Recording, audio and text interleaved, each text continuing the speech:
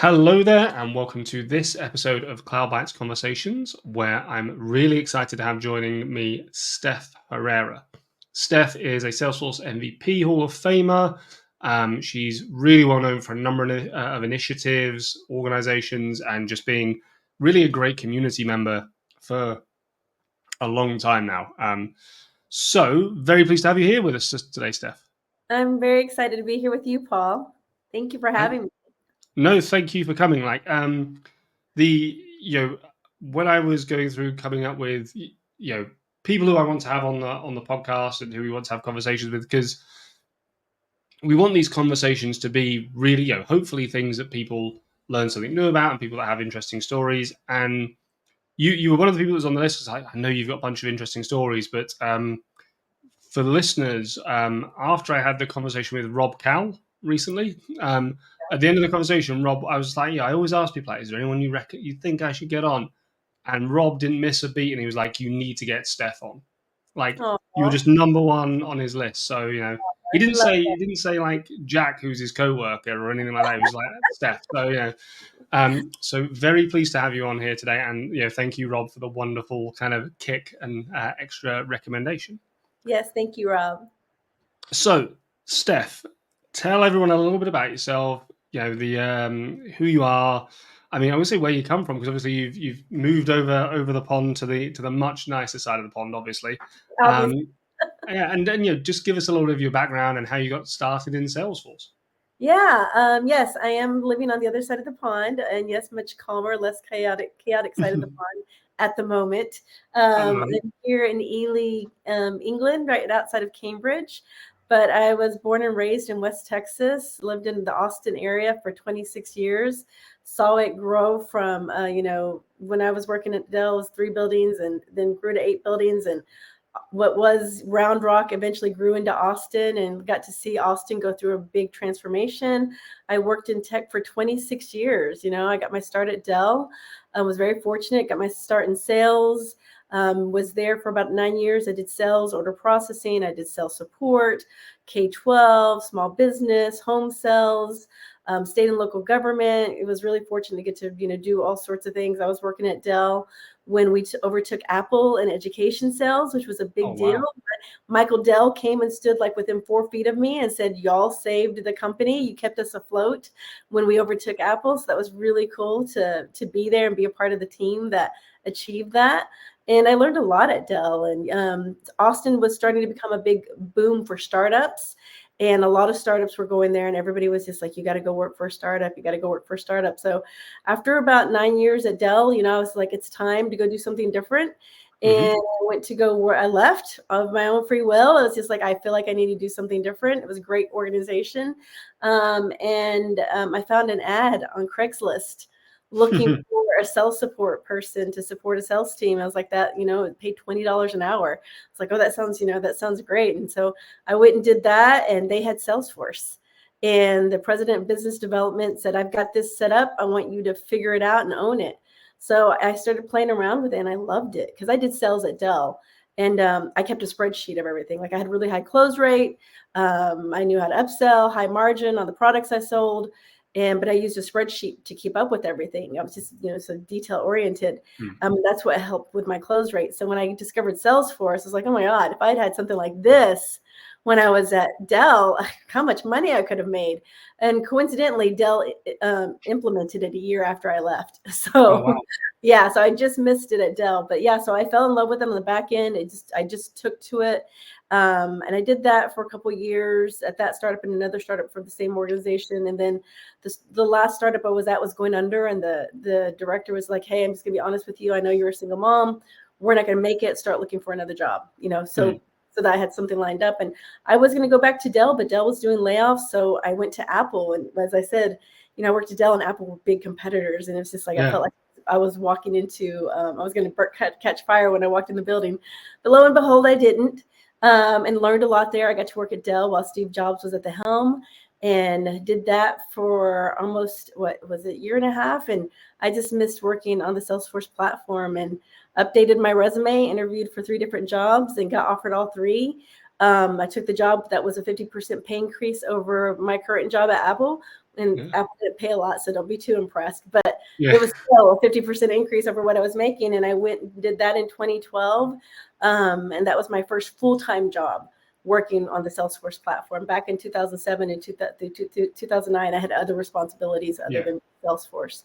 But so this was my first full-time dedicated Salesforce job back in 2012.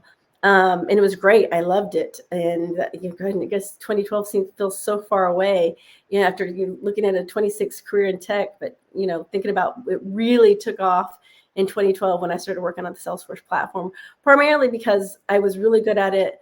It was an in-demand skill set and it paid really well. With Yeah. Dell and Apple, the only time you were going to get paid really well is if you did sales, that you weren't going to get paid well in operations or behind the scenes. So I loved it. But the only thing was I was the only person at the organization that I was the only Salesforce admin. It was a small organization. So there was a lot to learn. And I was missing being on a team. And so 2012, my sales director went to Dreamforce, took me with them. It was the first time I ever got to go on any kind of professional development conference. And so I saw through, I don't even know how, but I found out about Girly Geeks. And so my sports director and our AE at the time were like, hey, we're going to go have a drink at the sports bar. You want to join us? And I was like, actually, I'm going to go to this Girly Geeks thing. I don't know what it is, but it sounds cool. I'll meet y'all afterwards. So typical, go to a conference, Dreamforce. I'm with my sales team. They're going to a sports bar to hang out. And I was like, and I love sports more than anybody, but I was like, this Girly Geeks thing sounds really cool. And I think it's what I've been looking for. So I went and there were 400 women there who did Salesforce at Dreamforce. And again, this was my first time at Dreamforce. I didn't know what to expect. And they were all talking about their jobs and what they're doing.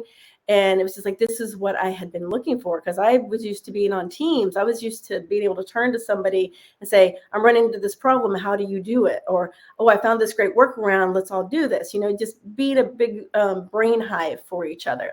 And I didn't have that as a solo admin. And so I loved it. I was floating on cloud nine after that Girly Geeks meeting. The whole week, I was just like, this is the best thing ever. But then I go back to Austin and I'm back right where I started. It's like, it's just me doing this job and I need help and there aren't any resources. This was back in 2012. And, and they're looking to me to be the expert and things are constantly changing. And I was just kind of thrown into this.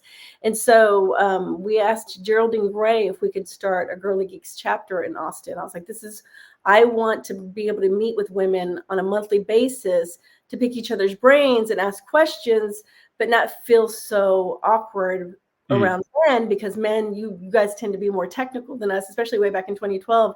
And I just didn't want to feel like I was asking a dumb question. So I felt safer doing it around women. So I wanted, and also at Dell, I was very fortunate. Dell was very progressive. The sales teams that I were on were all led by women. And that when Dell took over education, majority of the sales managers were women. And so I was used to having female leaders to learn from. I learned so much, and I had male leaders as well, but I was used to having both. And then when I went into the startup world, there weren't a lot of female leaders that were at these startups or on their boards. So I had some great male mentors, but I didn't have the female, and that was missing. And I knew how important that was in my professional development. And so since I wasn't there, I went to create it. I was like, I want to create this. This is missing. We need to create this. We need to be able to develop female leaders, and hopefully in the process, I can become one. So that was my main goal with the Girly Geeks chapters. It's like, one, for me to get information and knowledge from other women who are doing this, and two, to create more female leaders because I'm not seeing them, and hopefully I can become one in the process. And so we kicked off the very first Women in Tech chapter in Austin, January 27th of 2014. We got the permission from Geraldine to use the name. Because they only met once a month at Dreamforce. That's every year.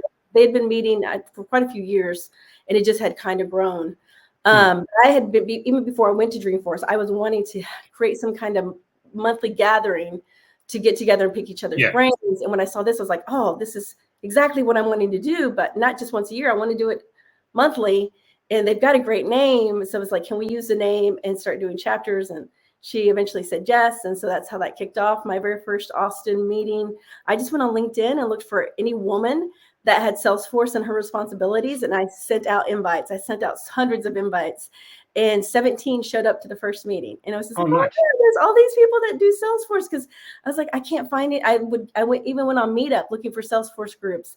I didn't know about the user groups or how to dig into those. I was going to user groups in 2007, 2008, but they were all developer and overly technical. It's like, that's not me. I don't know how to code. So maybe this isn't the right space for me. But when I went back when I got back into Salesforce in 2012, I was like, you know what? I'm not going to give up this time. I'm going to keep looking. And if I can't find it, I'm going to create it, because I know I can't be the only one that's having problems that needs help skilling up. So that's how the Women in Tech chapter started. And it was a great success. And then some of my coworkers that I worked with were getting into Salesforce. Faraz Yaqub in particular was like, it's not fair. I need this help too, but it's only for women. And I was like, Faraz, there's so many things that are meant for men and that men benefit that we women don't. But I hear you. So the next year I started Salesforce Saturday in 2015. And basically that's anybody, regardless of what your role or gender or anything else. We all get together on a Saturday morning. We bring our laptops and we troubleshoot problems. We get help with interview. We help each other. Like if there's jobs out there, we help each other negotiate. So I created that in March of 2015 and put a message out to the user group, said, hey, I'm going to be here if anybody wants to join me. And that the year before, I had spoken at Dreamforce talking about girly geeks and the chapters to increase more groups being created. And we were out in one of the zones where it's just out in the open. And someone walked by and heard me say I was from Austin. And this girl just happened to live in Austin. And she came up to me afterwards. She's like, I'm in Austin. I didn't know y'all were doing this. I'd love to come. So she was actually the first Salesforce Saturday member. She was the one person that showed up to the Salesforce Saturday when I said I'm going to be at the Starbucks. It was just me all by myself. And I tell you, if she had not shown up, I probably wouldn't have had another Salesforce Saturday, because it was just me. And it didn't, but she came running up and she was like, and I'd been there about 15 minutes. I was like, I had let the community know I'm going to study for my Dev 401 certification. If anybody wants to come and join me. And I had been there about 15, 20 minutes, and I'm sitting by the window and I see her come running up. She's like, I'm so sorry I'm late, but I'm here. I was like, I don't care. I'm just happy. I'm not here by myself. Thank you for coming. And that is how Salesforce Saturdays started. She was the first one that came. She was the first follower. And then after that, the next month, we had about four to five people, and then 7 to 8. And then it just gradually built up to where we had 18 to 20 people coming once a month, every Saturday. And then we started doing it every single Saturday, not just once a month. And we had that number, 18 to 20. Some were regulars, and then sometimes it'd be new people. And then we'd have some regulars come back or come and go. But it was really interesting that we had typically about 18 to 20 people every Saturday in Austin showing up to come to Salesforce Saturdays. So that's how Salesforce Saturdays started. And then later that year, Hector Perez was kicking off Maravis, and he saw me at an event in Austin for Salesforce and was just like, hey, we've got our first cohort. I would really like you to speak to them about your journey. They're veterans, obviously. And I was like, the veterans aren't going to care anything about my journey. Are you kidding me? Like the things that they've seen and done. He's like, no, you've got a career in tech. And a lot of these guys, when they go into the military, men and women, when they go into the military, they're fresh out of high school. So they don't have college degrees. And now they're retiring 20 years later, and they think they can't work in the tech market. And your story will show them that they can. Because I didn't go to college. My first job out of high school was working in the cotton fields with my grandparents and with my grandfather in the summer. So we got up at 7 a.m., worked from 7 a.m. to 7 p.m., fully clothed because you didn't want to get burnt.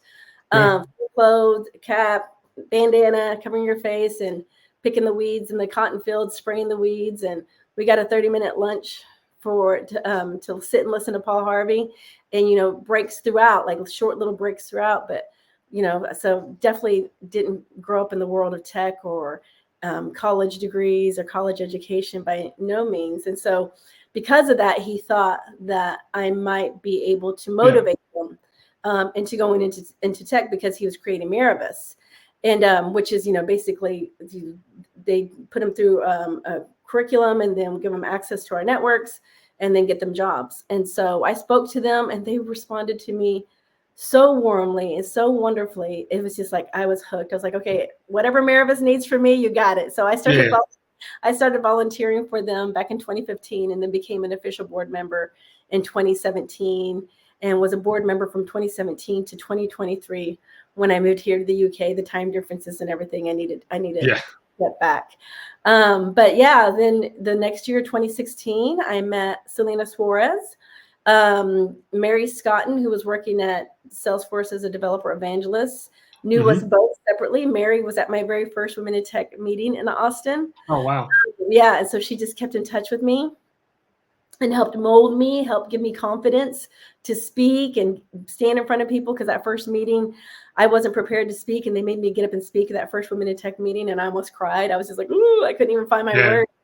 But she was like, you've done a wonderful thing. Like, have some confidence and be proud of what you've done. And like, you're going to be asked to speak more. So kind of get comfortable with that. So I've gradually gotten comfortable, but I still get very nervous. But so she introduced Selena and I to each other at Dreamforce of 2016. Yeah, 2016. Yes, 2016. And she's like, hey, I think you two are great. And I think y'all would hit it off. Go hang out. Yeah. She basically set us up on a play date. And so, I don't play dates to do Salesforce. One more job. Yeah. So Mary Scott set Selena Suarez and I on a play date, and we hung out, got to know each other. She sounds, even though she's from the Bronx, she sounds a lot like some of my cousins back in Texas, and I felt like I was hanging out with family. And we had a great time, and then, go home after Dreamforce, and a few months later, she reaches out and it's like, hey, I'm starting this thing called Pep Up, or it wasn't called Pep Up Tech at the time. It's called Steamforce One, I think is what it was. This, that's going to help minorities and underrepresented groups learn Salesforce and get access and get them jobs. And I was trying to do more of that myself, trying to get more Hispanics, people like me, into tech, because I wasn't seeing a lot of that. My Salesforce Saturdays were predominantly white, African American, Indian. I wasn't seeing a lot of Hispanics, more, white and Indian than anything. And I really wanted to help my people, do something to help my people as well. In addition, I felt like I had to go out and get them and bring them into it. But I had just agreed to be a board member for Maravis too.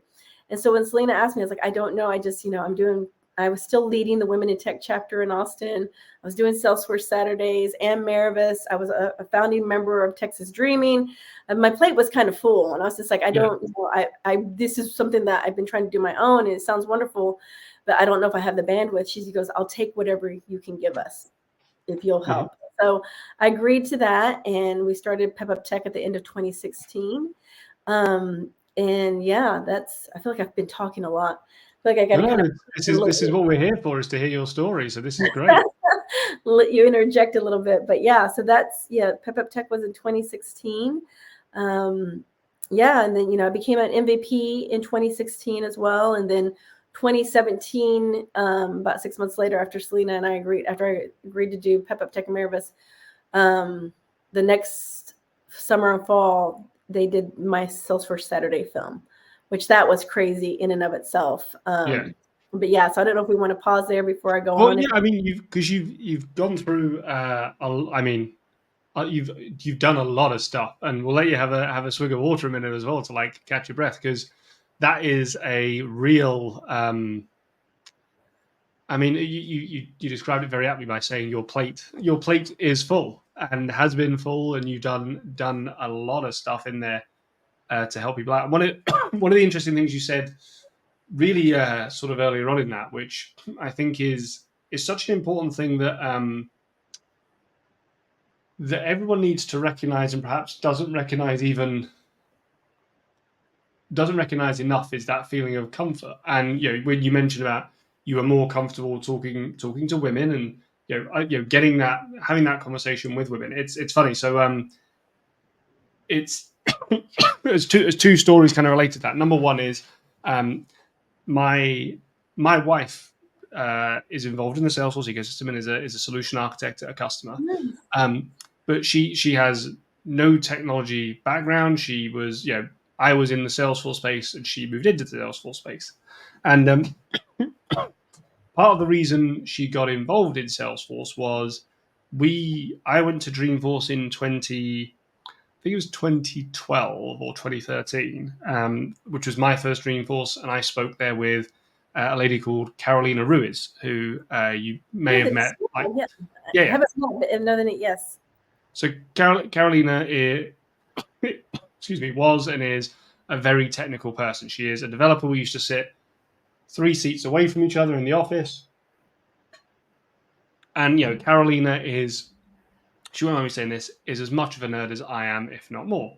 And what was quite funny, therefore, is that Amanda's perception of Salesforce was that it was very technical.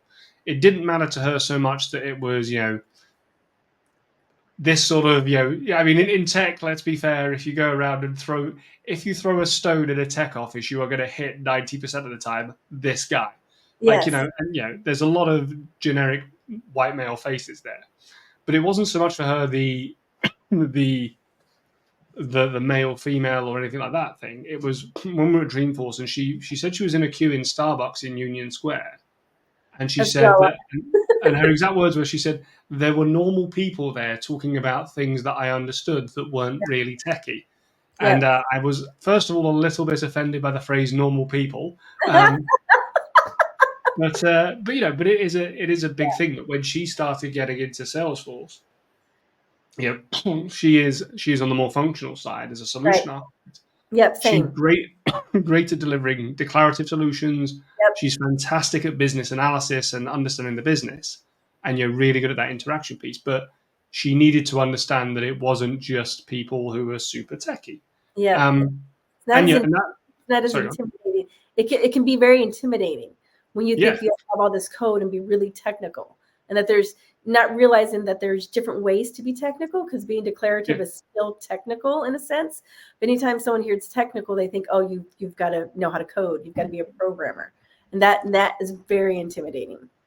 yeah, and it's, I think, it's, as I say, it's that thing of, I don't think people understand that there are these different levels of comfort. Yeah, I personally, when I walk into any, I know a lot of people at a lot of events and developer groups and things like that. I still walk into these things in my first 30 seconds like, I don't want to talk to anyone. I don't know anyone. I just want to kind of go and hide in a shell. Let me go find a bottle of beer and stand in a corner quietly and leave me alone.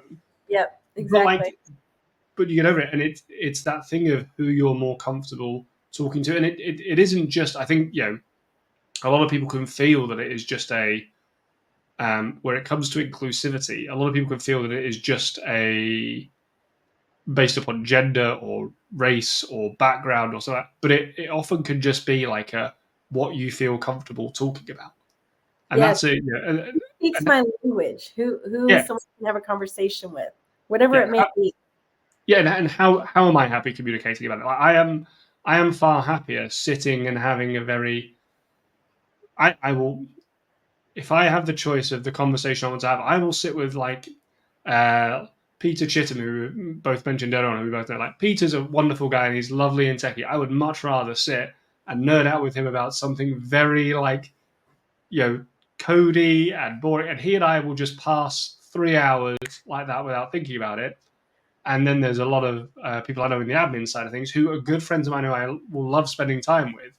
You're But not gonna like that, yeah, but we have to kind of take a couple more minutes to warm up a little bit, because there's just that thing of like, well, we can't just immediately turn to be like, anyway, did you see this new Apex thing, or did you like this? Yeah, it's the way of the world.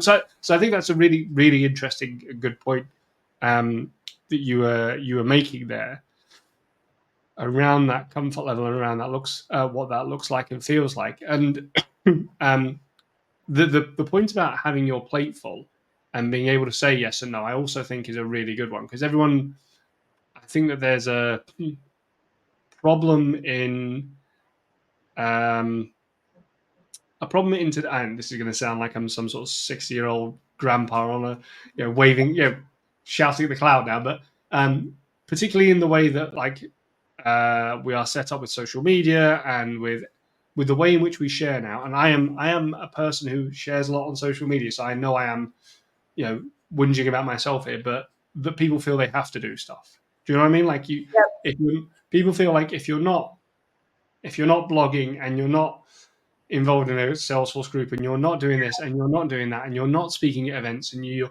not doing a YouTube channel, then you're really not involved. And it's like, no, you just might have other things that are priorities at the time. Yep. And I think, I think they feel like, and a lot of them have a goal of they want this or that, a hoodie or MVP status, and they feel like those are the kind of things they have to do, and they'll find out they'll get burnt out really quick because a lot of that it's a lot of work, and that ultimately can't be why you're doing it, because you won't get much. You'll get it and be like, oh, this nothing changed. Yeah, we've had this conversation a couple of times on the podcast with different people, but I have a very strong view that if the thought of I'd like to be an MVP crosses your mind, you're probably not the person that's going to end up being an MVP. And I know there'll be some people listening to this that might get a bit irked by that. But, and Steph is here, and Steph will vouch for me when I say this, but being an MVP it's a wonderful privilege, and it's a very nice thing to be given, but it makes zero difference. I'm trying to choose my words carefully here because I was going to be a bit more blunt there, but it doesn't change your life. Like you still wake up in the morning and put on your pants the same way, whether you're an MVP or not. Like it doesn't make you any better at Salesforce. No. I don't think I've ever gotten a pay rise for it. No one's ever paid me Well, more and money. so that's where you won't get a pay raise. And so if someone like yours, there are some people that really want MVP, and I'm like, it won't do anything. You've already got influence. You're already known. You are already getting invited to things. You are already having doors open for you. Now, someone like myself, nobody knew who I was. Nobody knew the work I was doing because I hated being on social. I hated tweeting. Tammy Eastling, she was my soul sister and friend. She was the one that was like, you need to be posting on Twitter what you're doing. It could help people. I was like, this isn't going to, what is this going to do for, I just wasn't thinking like that. I was thinking more about skilling people up and sharing it with as many people in Austin area as possible. Yeah. And, like I said, I started the first ever Women in Tech chapter. I didn't get MVP for that. Yeah. Other women who started chapters got MVP, but I didn't. Again, because I wasn't social. I wasn't at the events. I didn't have the money to travel and speak and be visible and be seen and be known. And so it wasn't until Salesforce Saturday when I was tweeting the pictures and more people got to know me, and I had more champions, more sponsors speaking of me and letting people know what I was doing. And so there are certain people who aren't known. It's what I like to call making the invisible visible. For the invisible, MVP status and golden hoodie can open doors and can give them leverage. Yeah. But there's so many in the ecosystem who already have that. They just want it as a status symbol. It's like having a certain car to drive or having a certain bag to drive. They just want it to add to their list. And there is that in the community. And what bothers me about that is you're taking from somebody who's out there doing the hard work, but who doesn't have the access that you have to get in front of the right people, and that status could actually open doors for them and make their life a little easier. And that's where the blur and the gray is for me, where I get a little bothered with it, if that makes sense. It does, yeah. I suppose, I'm aware that I am A, thinking this out loud, and B, kind of, in a position of privilege and never having thought about this particular instance on there, because my view on the MVP thing is that you should do it because you want to help. Like, that's number one for me. Yeah. I think if you're saying I want it, then, and I'm also in that camp where, because people say, well, it's not bad to have that as your goal, and I actually kind of disagree. It shouldn't be your goal, because if you don't get it, because getting MVP is very subjective. It's not black and white. It's not a checkbox list, people. No, it's not. So there are a lot of people that get very upset when they don't get it. I've done this and I've done that. It's like, okay, if you're saying that, then that's the problem. because Yeah. you shouldn't be doing this and doing that to get MVP. Like I didn't do it to get MVP. I actually had to be talked into it. I was like, I don't want MVP. I feel like at the time back in 2015 when someone had a conversation with me about, or in 2016, early 2016 when someone had a conversation with me about it, I was like, I feel like it's cliquey. I don't like those environments. It makes me feel like I'm back in junior high and hanging out with the Yeah. cool kids, and that's not me. And I don't do well in those environments. So it was something I never sought. As a matter of fact, I was offered a golden hoodie and I turned it down. I was like, I already have MVP. I don't need a golden hoodie to give it to somebody who doesn't have anything and that is Yeah. deserving. I think so. And to delineate a little bit for people listening in who may not be as familiar. So the MVP program is, and Steph, please keep me honest here, is I would say a more open and democratic system of people putting forward who you think should be an Yep, MVP, and then there is a review process both internally by Salesforce and by current yep. and form. When I say former MVPs, I think Hall of Famers we still get to vote on it. Yeah. Where and that view is basically there are 500 people submitted every Mm-hmm. year. There's no way you can add 500 MVPs. So people go through and say, this person's done it. And it's to kind of, I think, also give some feedback if someone's done something good or bad or whatever in the background. There Yeah. are people that go above and beyond that you don't see the stuff they get nominated for. Yep. If that makes sense. Exactly. Exactly. And then there's the Golden Hoodie program, which as far as I'm aware, is internal with Salesforce. They make the call. It's their team deciding to do it. It never ends. There's no consequence for bad behavior, good behavior. You just get to have it. Exactly. And yeah, and to go on record here, I think that everyone I know who has won a Golden Hoodie has been very deserving on it, and but there is that weird overlap between the two, which I don't think anyone's ever finally resolved. Um, but I think to go back to what we were saying, like I was just looking at there because I've got the MVP Hall of Fame Yeah. board thing, and I have a terrible memory and cannot remember when I got my MVP status, so have to check that thing. But I got mine in 2014, and as we sort of everyone really gets or used to get for those of us that were doing it were MVPs years ago, and it was a smaller cohort and first starting out. It used to be for something particular that you were known for, Yep. and I think I got mine was really for some blogs and some videos and some posts I were doing, and I can tell you that the reason I did them was because I wanted to play around with stuff. I was writing it up for myself, really, more than anything, as kind of long form notes, and just started publishing it. I've told the story many a times of how this channel got started, which was I one day went and searched for a problem. I found a Stack Overflow answer and thought, brilliant, someone's answered it. And I was the guy that had answered the question. So, like, That's awesome.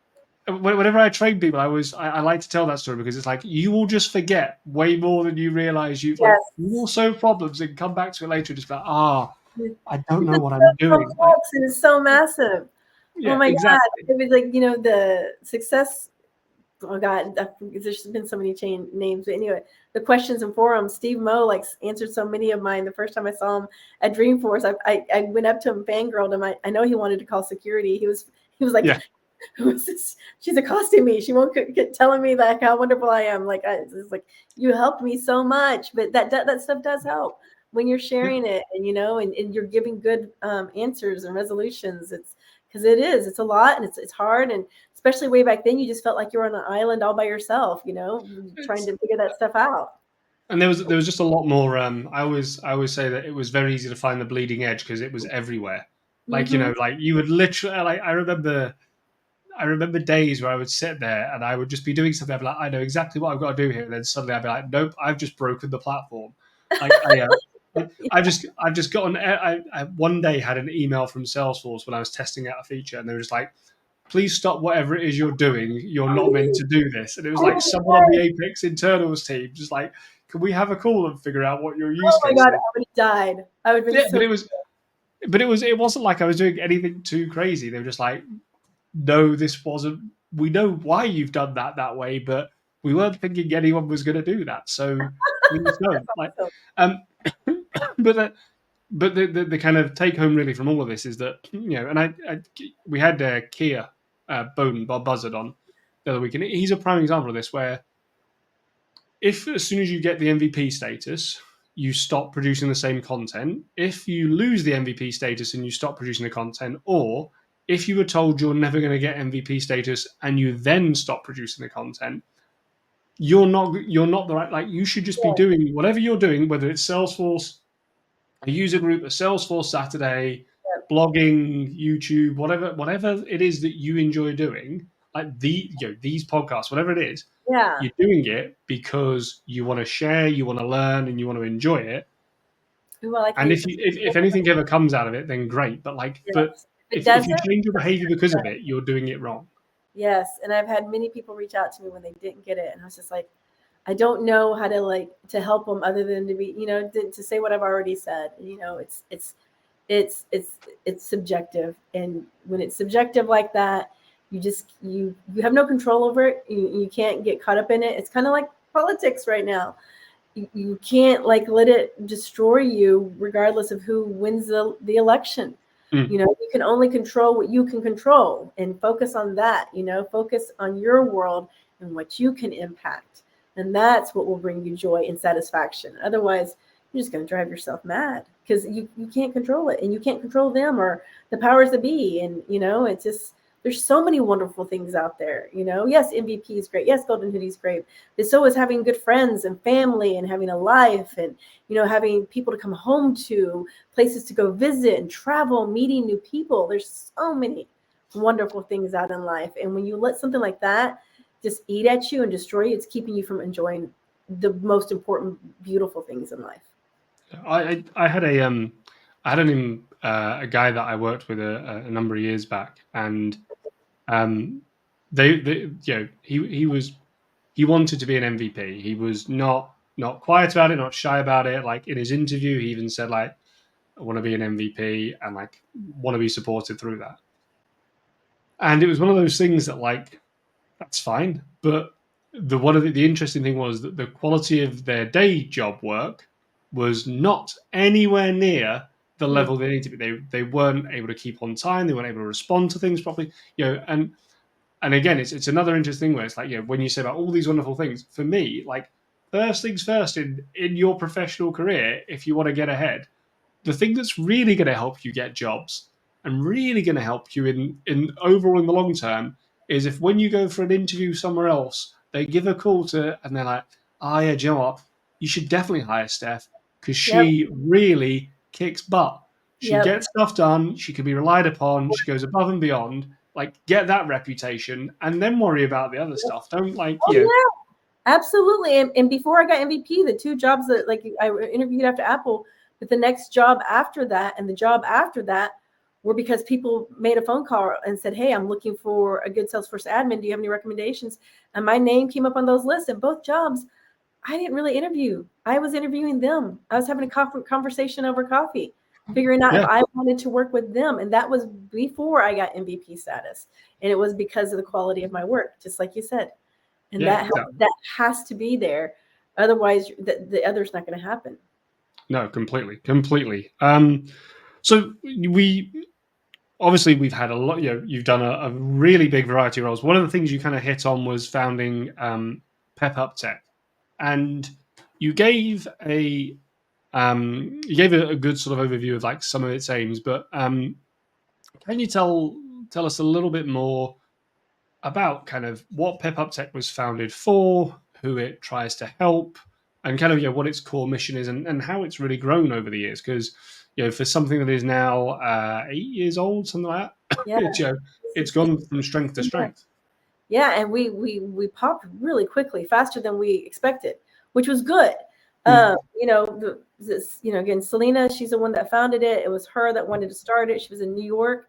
The New York Salesforce community is a beautiful giving back community, very vibrant, very diverse. The community itself is very diverse. And that's where she started. She had some volunteers, Cheryl Feldman, Amy Bucciafero, I have a hard time saying the last name, from Arcus, Carlos Frias. She had great people there helping her. They were teaching Salesforce to underrepresented communities, and it did. She got a curriculum from Mary Scotton. They did it over 2 weekends. It was a great hit, and she's like, I want to keep doing this and keep doing this and actually do something with it. Those who volunteered were like, I've got a day job. I can't, commit to this. So she went looking for some help, and then that's when she and I had hung out at Dreamforce, and we got along great. And that's when she'd asked me, and we both of us wanted to see more people that looked like us in the Salesforce system. Rebe De La Paz, who joined later as a founder, had written a great article the year before about how when she attended Dreamforce, the only people of color she saw there were the ones holding the doors open, the ones working the events, the ones serving the food. And that, when I read that, it hit me, and I resonated with that, because that's a lot of my family. Those are the jobs they had, were the service industry roles. They didn't have the high tech roles. They didn't have college degrees, or they weren't lawyers, they weren't doctors, they weren't so I read that, really spoke to me. And so for all of us, it was just it was about wanting to give back to our community, or to our people, to bring our people and share these opportunities with our people, and add a few more shades of brown to the seer at Dreamforce. And Shauna Hughes joined as well later, and the same reason. We wanted to see more shades of black and brown in tech, and just share, because we all know, everybody, I don't care what your background is, what color you are, everybody who especially came into Salesforce early on, we all know we're very lucky. We all stumbled into this. This was not planned. We weren't these brilliant geniuses who were intentional about this. The majority of us got lucky. We got, we got lucky with these opportunities. We stumbled into these opportunities. And so for me, especially Pep Up Tech, what that meant to me was scaling my luck. I wanted to scale my luck. I wanted to share the opportunity and give access to as many people that looked like me as I could, because I was already giving it to everybody. At Salesforce Saturday and Women in Tech, that was not gender, or Women in Tech was gender specific, but it wasn't race specific. Salesforce Saturday had no restraints on it. It was for everybody. I was getting up every Saturday morning after my day job, and doing, volunteering, doing other things. I was getting up and showing up to help anybody who wanted to. I've helped a lot of white people, a lot of white men and women. So it's just I felt a responsibility. Now I need to help my people go out and get them, because especially with Hispanics, and I can't speak for other cultures, we think we're not wanted in tech. We think that there's not a space for us. I was pushed into tech. I didn't choose tech. My ex-husband was the one that pushed me to go work at Dell. I didn't want to. He forced me. I went and interviewed just so he would stop nagging me, because I was like, I'm not going to get the job. I'm not. He's like, you're great with people. You're a great salesperson. You need to go apply. And lo and behold, somehow I got the job. And this was at a time when their stock was splitting, and they were creating Dellionaires. Everybody wanted to work at Dell. I was brought on as a temp, so I didn't get to benefit from those stocks, but I still got in, and they hired me and put us through an intensive 3 weeks training program where we were we were taught and tested on sales techniques. We were taught and tested on the product, and we were taught and tested on how to navigate the DOMS based system every day. I was always in the top 3 best performing. And on our final, I get the second highest grade, 96. And everybody there had a college degree, but me, I believe. The majority of the people there, one guy left his job at NASA to go be a part of this opportunity. I was just fortunate. I happened to live in the backyard of Round Rock and was able to interview. So it's just I know I got lucky being there. Yes, I work hard. My grandparents worked hard. They worked in the cotton fields, for crying out loud. They worked very hard. They could have worked very hard doing other jobs as well, but that was all they had access to. And so that's why I do what I do, is to go find those hardworking people who don't know that they are welcomed in this space. Don't believe what the media tells you, even though you try to tell people, don't believe what's out there. When I started traveling to the UK, people told me, don't tell them you're American. They don't like Americans. Wrong. They love us. You know how many people fall over themselves as soon as I open my mouth and start talking? Oh, are you American? Yeah. So there's a lot of misconceptions out there that we all want to believe. We're all insecure, and we're all like, of course nobody wants me, and of course, we're all like that. So that was the goal of Pep Up Tech, is to go get our people and let them say, look, I did it. Because you don't believe it unless you see someone who looks like you has done it. It's like, look, we did it, and we're here with you. We're going to be on this journey with you. You're not going to do it alone. We're not going to let you fail. The only way you will fail is if you just decide to give up and walk away from this. And even Yeah. then, that's not failing. It's just not for you. And if it's not for you, that's okay. I just want to be able to give you the option. We just want to Yeah. give you the option to, have a better life using this route. So for me, that's what it was. It's just scaling my luck, giving opportunity and access to people who look like me, because I'm tired of seeing them working the heart back-breaking labor and service industry roles and not getting to be home with their family. I just wanted to give them a different option and a different way of life. So that's primarily why I did it. The others have their own reasons, but it's along the same vein, within the same vein.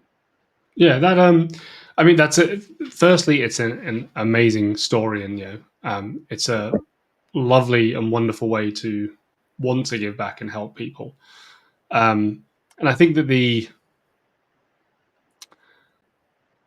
I think there's a number of different pieces here around sort of, yeah, as you say, access Yes. and feeling like you're able to go down that route. I mean, I have, so I don't have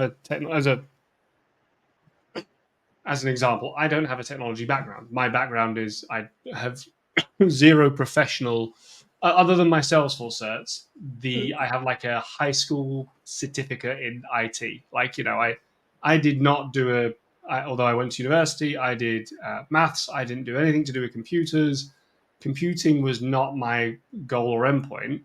Um, I just happened to be a sad, lonely, nerdy teenager who got into programming and then fell back on it because when I was looking for jobs, I wanted to be an investment banker and be a millionaire. And sadly, the subprime mortgage crisis meant that wasn't as a big an option for me, which was all America's fault. So we are. No, I joke, but Oh no, like, you're welcome. You're welcome, because hey, you wouldn't have this wonderful career if not, right? yeah, exactly. And I think it's a really interesting thing about, excuse me, a really important thing even about that luck element, because you know I I'm a believer in both that there is a certain amount of just falling on your feet, and like there is just universal luck. I think there is a certain amount of making your own luck as well. Like you have to be willing to put in the time, put in the graft, put in the hours, as people do. Yep. But yeah, like we had when we had Kier on the other week and Gurav recently and Jeffrey Bessereau and Matt Myers and Alba, and we've had so many people on this podcast. Inez, and pretty much everyone that's come on this podcast, in fact, has said that they ended up doing this Salesforce thing purely by chance. And I know that demographically speaking, the people on this podcast have all been doing it for 10 plus years, hence why they're probably on the podcast. But none of us have gone like, well, actually, I saw cloud computing coming and I was well ahead. And Gurav was telling us that he was dragged into doing Salesforce because he was working on fax over IP, which he thought was going to be the next big thing. And he was like, so it worked out okay, but like, that's a prime example. Um, and but that luck isn't as easy to get now. Like you can do the working hard and making your own luck bit. That's still well within your control and is yours to do. But the falling into an industry that is just about to blow Yeah. is that is choosing. That's just finding gold dust, Yes. on the ground. Lucky. And It's luck. we're, yeah, Yeah. we're all very there's a lot of us are very very lucky that we joined the party when we did, and is also why I hope that things like this and stuff allows some of us to give back a bit and to share these things. Absolutely. Absolutely. Um, Call it depleting your privilege bank. Deplete your yeah, privilege. and it is that it is that thing of just making sure that people have those, as you say, those options to come into things, whether it is for them or not. One of the things that you said there, which is I'm just looking at the Pep Up Tech website, that I really like, and I think is an important thing to point out about Pep Up Tech and a lot of the stuff you do is the words underrepresented people, because one of the things that when you joke there about like Brits not liking Americans, there is a certain cohort of British people and thankfully haven't bumped into them yet. But like Americans, they're probably okay with. But like if you went over and had it, like, I mean, I don't know if you know like people like Fabian Talon, who's one of the leaders of like the French group. Fabian is a wonderful guy. Fabian and I will joke with each other all the time, but he is my French brother. He is a fantastic person. Like there are people in Britain that will probably like, oh no, he's French, not keen on that. Like because there's people like that everywhere, right? Yes, everywhere. But the key thing I really liked was the fact that you were talking about underrepresented people in technology, which is one of those things that I think people misunderstand. Yep. And often I feel that a lot of these programs can be incorrectly seen as only being based upon race or gender, quite frankly, in a lot of areas, and which is not true. It's and it's I think that there's a couple of things here to kind of work our way through. But one is that these things it's underrepresented groups wherever they may be, and B is that I think there has to be an understanding that when you are talking to a global audience, you are talking about a message that is underrepresented groups, which may mean one thing to one country and people, and may mean another thing to another country people. As a prime example, is that I would be, in technology in general, white men are a very well represented group. I'm not. No one's going to argue with that, I don't think. And if there's anyone in the comments that wishes to do so, good luck to you. But if I was to go and work in a Japanese startup, I would not be the stereotypical programmer at Nintendo's group in Tokyo or whatever. And thus, what I think underrepresented means is different by different areas, by different groups. Yep. As one of the things that Britain has that's quite interesting is, if we exclude kind of the extreme ends of any part of society, in general, I think Britain has a lot more of a welcoming, opening view around sort of different ethnicities, backgrounds. Absolutely. There was a scene earlier this. Y'all speak. You speak many languages. Many people here speak 2 or 3 languages. In the U.S., it's English only. And there was a really interesting thing that happened earlier this week where in Britain every week we have a thing called Prime Minister's Questions, where the Prime Minister and the leader of the opposition party kind of go at it a bit. And this week was the last one for our current leader of the opposition, who is the former Prime Minister, who was the first British Asian Prime Minister. And one of the really nice things that they both said, he and the Prime Minister both said, was how when he became the first British Asian Prime Minister, it was a point of historical note, but it wasn't a big deal, if that makes sense. Everyone was just like, oh, well, he happens to be a man of British Asian background. Right. Isn't that wonderful? No one, and I don't want to say no one cares because that's flippant, and I don't mean it like that. But you get what I'm trying to say. Why he got the job. It's not why. That just happens to be part of his heritage.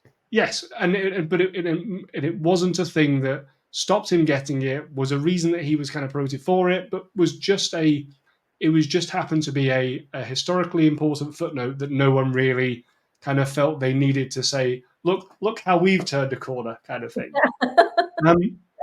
And I think one of the interesting things about Britain, though, is that when it comes to underrepresented groups, for example, is that it changes by geography and areas. So in the north of England, where I am, although I'm in an area where there isn't, where we have quite a few tech startups and things like that, there are areas around and towns around here where they are former industrial places where there isn't actually a lot of tech groups, where there isn't a lot of high-paying jobs. Yep. And so actually their representation in that sector, or their access rather to that sector, is actually quite low. And I think that that's one of the things I really liked about the Pep Up Tech story, is that you're not trying to make it specific. You are trying to help anyone wherever they are at the right time.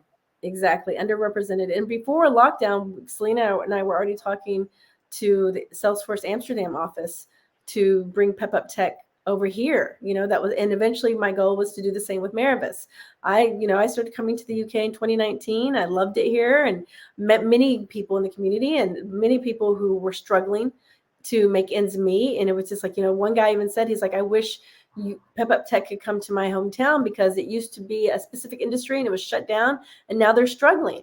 And I said, if we were established here, we would help your community because it is underrepresented. It's not just minorities. It's who is underrepresented in who needs the skills, who needs skilling up because they've lost their way to earn a living. They have, they're going to lose their home. Those are the people we want to help. And as a matter of fact, during COVID, when that happened, Selena and I were like, okay, we can't continue to do the program as is, obviously, because we raised funds, we attended events, we took our students to events to give them access, and that's how we fundraised. Is like, obviously, we can't do that now. Nobody's doing anything, but we feel like we have to do something. We feel like we can't just not participate and not try to do something to make things better. So we opened up Pep Up Tech. We went completely virtual, and we opened it up to anybody who had lost their job because of COVID. A lot of people lost their jobs because of it, and it didn't matter what your salary was. It didn't matter your race. It didn't matter your gender. The only requirement we made was that if you lost your job due to COVID and you're struggling to make ends meet, you can apply. And we did. We opened it up and we had people applying. And again, it's the underrepresented, it's those who are struggling. We're here to help those who are struggling. We're not here to, again, like I spoke to earlier, there are some people just want MVP because it's a status. It's a status symbol. That's not what we're here. We're not here to give you a status symbol. We're not here to give you another leg up.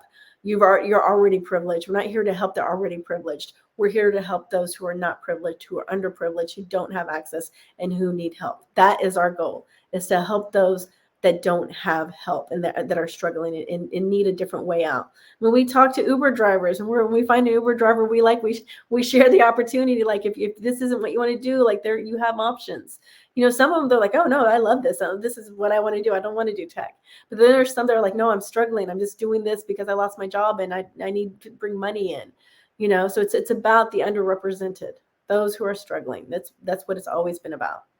Yeah, there was this is reminding me of an interesting kind of side story that I think speaks to how welcoming the Salesforce space is and how open it now has become. So earlier this year, I was at the London World Tour, and I was on a booth for an organization I used to be on the board of, and was just chatting away and doing the sales spiel and shaking hands and smiling to people all day.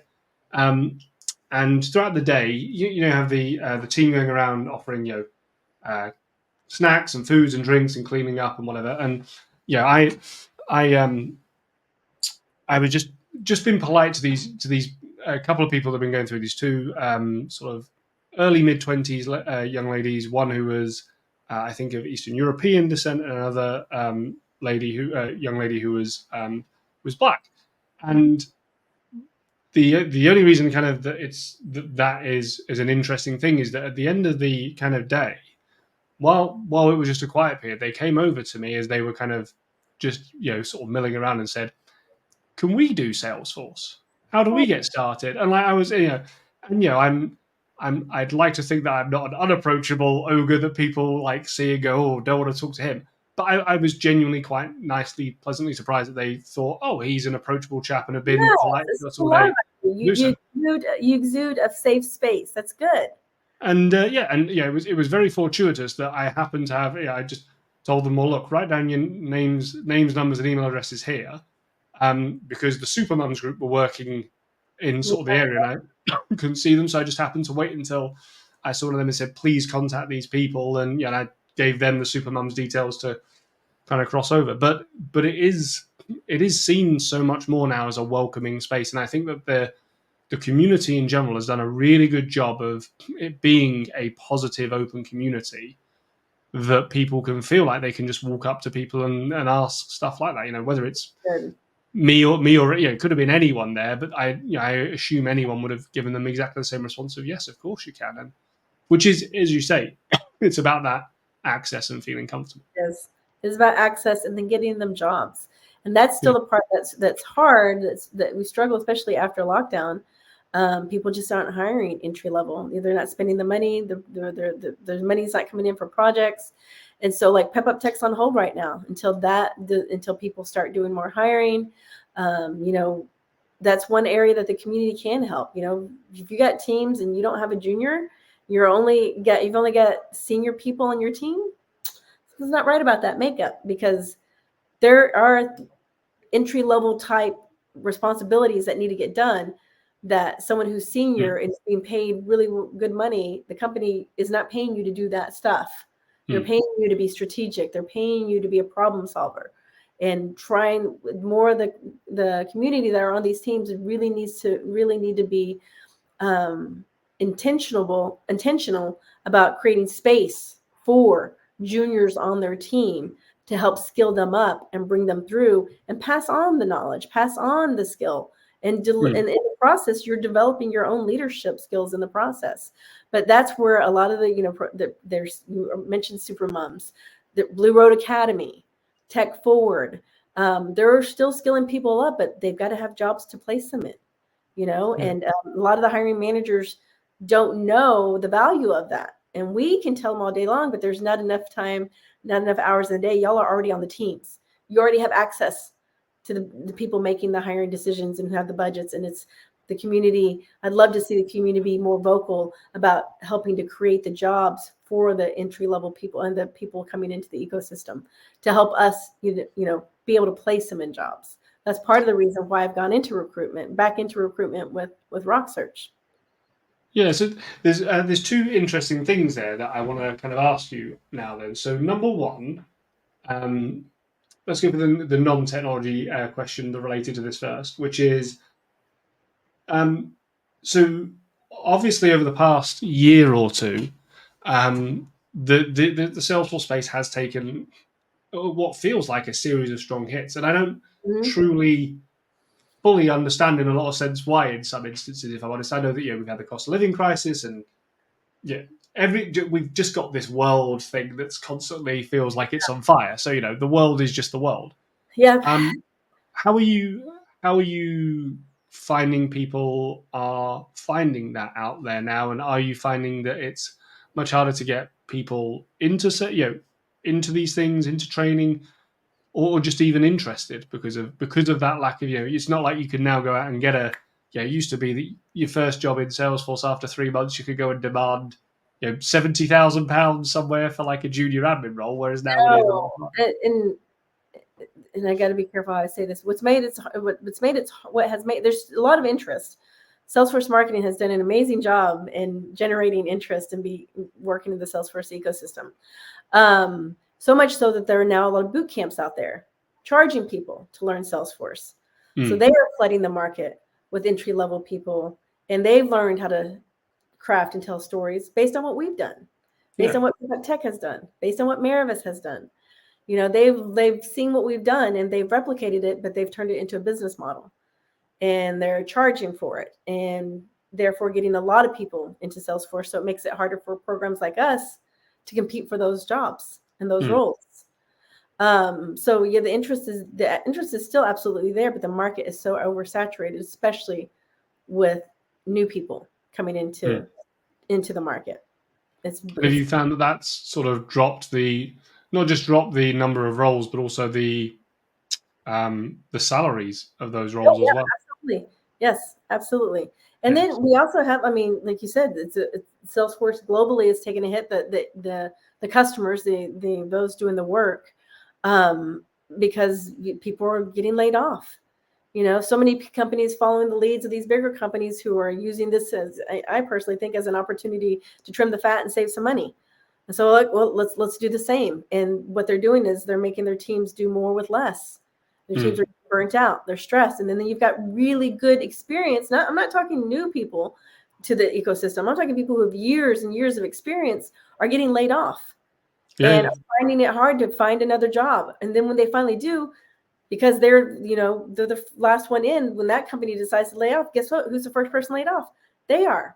And I'm seeing that you're seeing a lot of that, and it's really disheartening. A lot of people emotionally and financially are struggling right now because of that. So it's hitting all levels of seniority, entry and senior. And hopefully maybe after the U.S. election, things will get back to normal. I don't know. But yeah, it is a hard time in the ecosystem for people. finding work, keeping work. That's why I tell people who, when I hear from them, they're like, oh, I'm miserable in my job, I don't like it. I was like, you've got a job, keep it right now, because you don't want to be out in this market interviewing, getting ghosted, competing with hundreds for the same role. You've got hiring managers that don't know how to hire, that don't know what to look for, who don't even know how to create a job description for the role. It's just not a good time to be out in the market, which is why you're seeing a lot of people going into consultancy as a way to try and keep their head above water as consultants. Yeah, all those hiring managers that want someone with 9 years worth of Agentforce experience. Oh yeah, waiting for those job descriptions. which is kind of the next question I've got, which is probably the most technical question we'll get to today, but is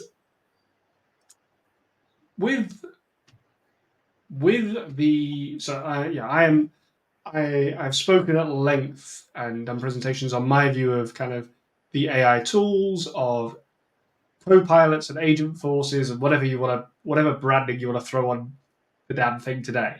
And I think that they're a great augmenter of people. Mm-hmm.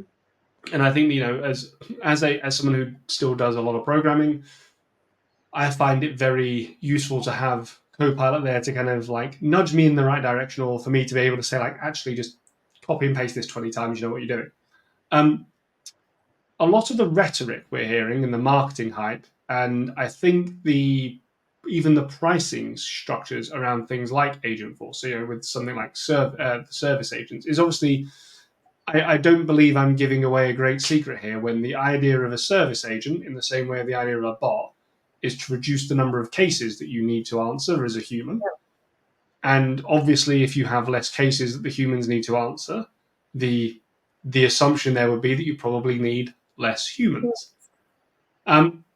So what are your thoughts? And I personally don't think that the AI hype is going to allow the replacement of humans for things like, Salesforce administration, development, declarative building, and any of the jobs that are on the kind of back end side.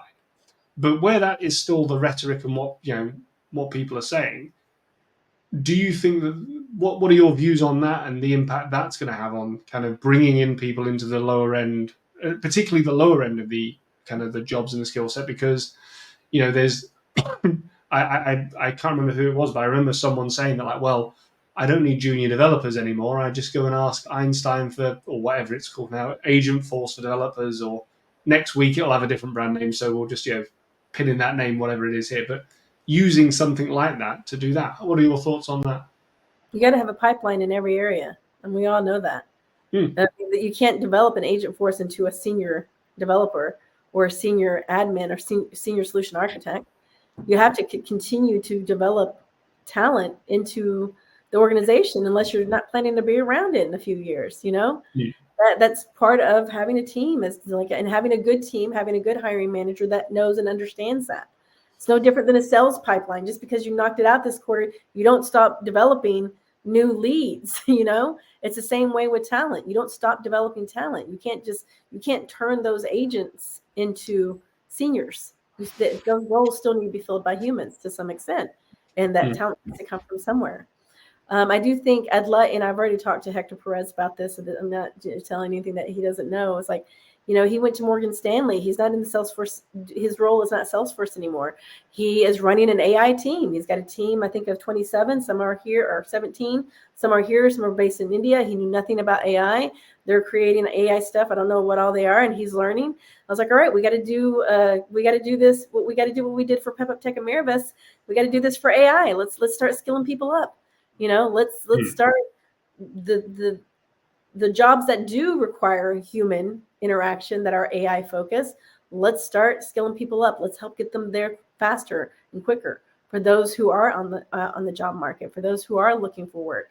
I do think, again, it's everybody's responsibility to take care of those around you. Like, we can't just sit here and wait for things to happen to us.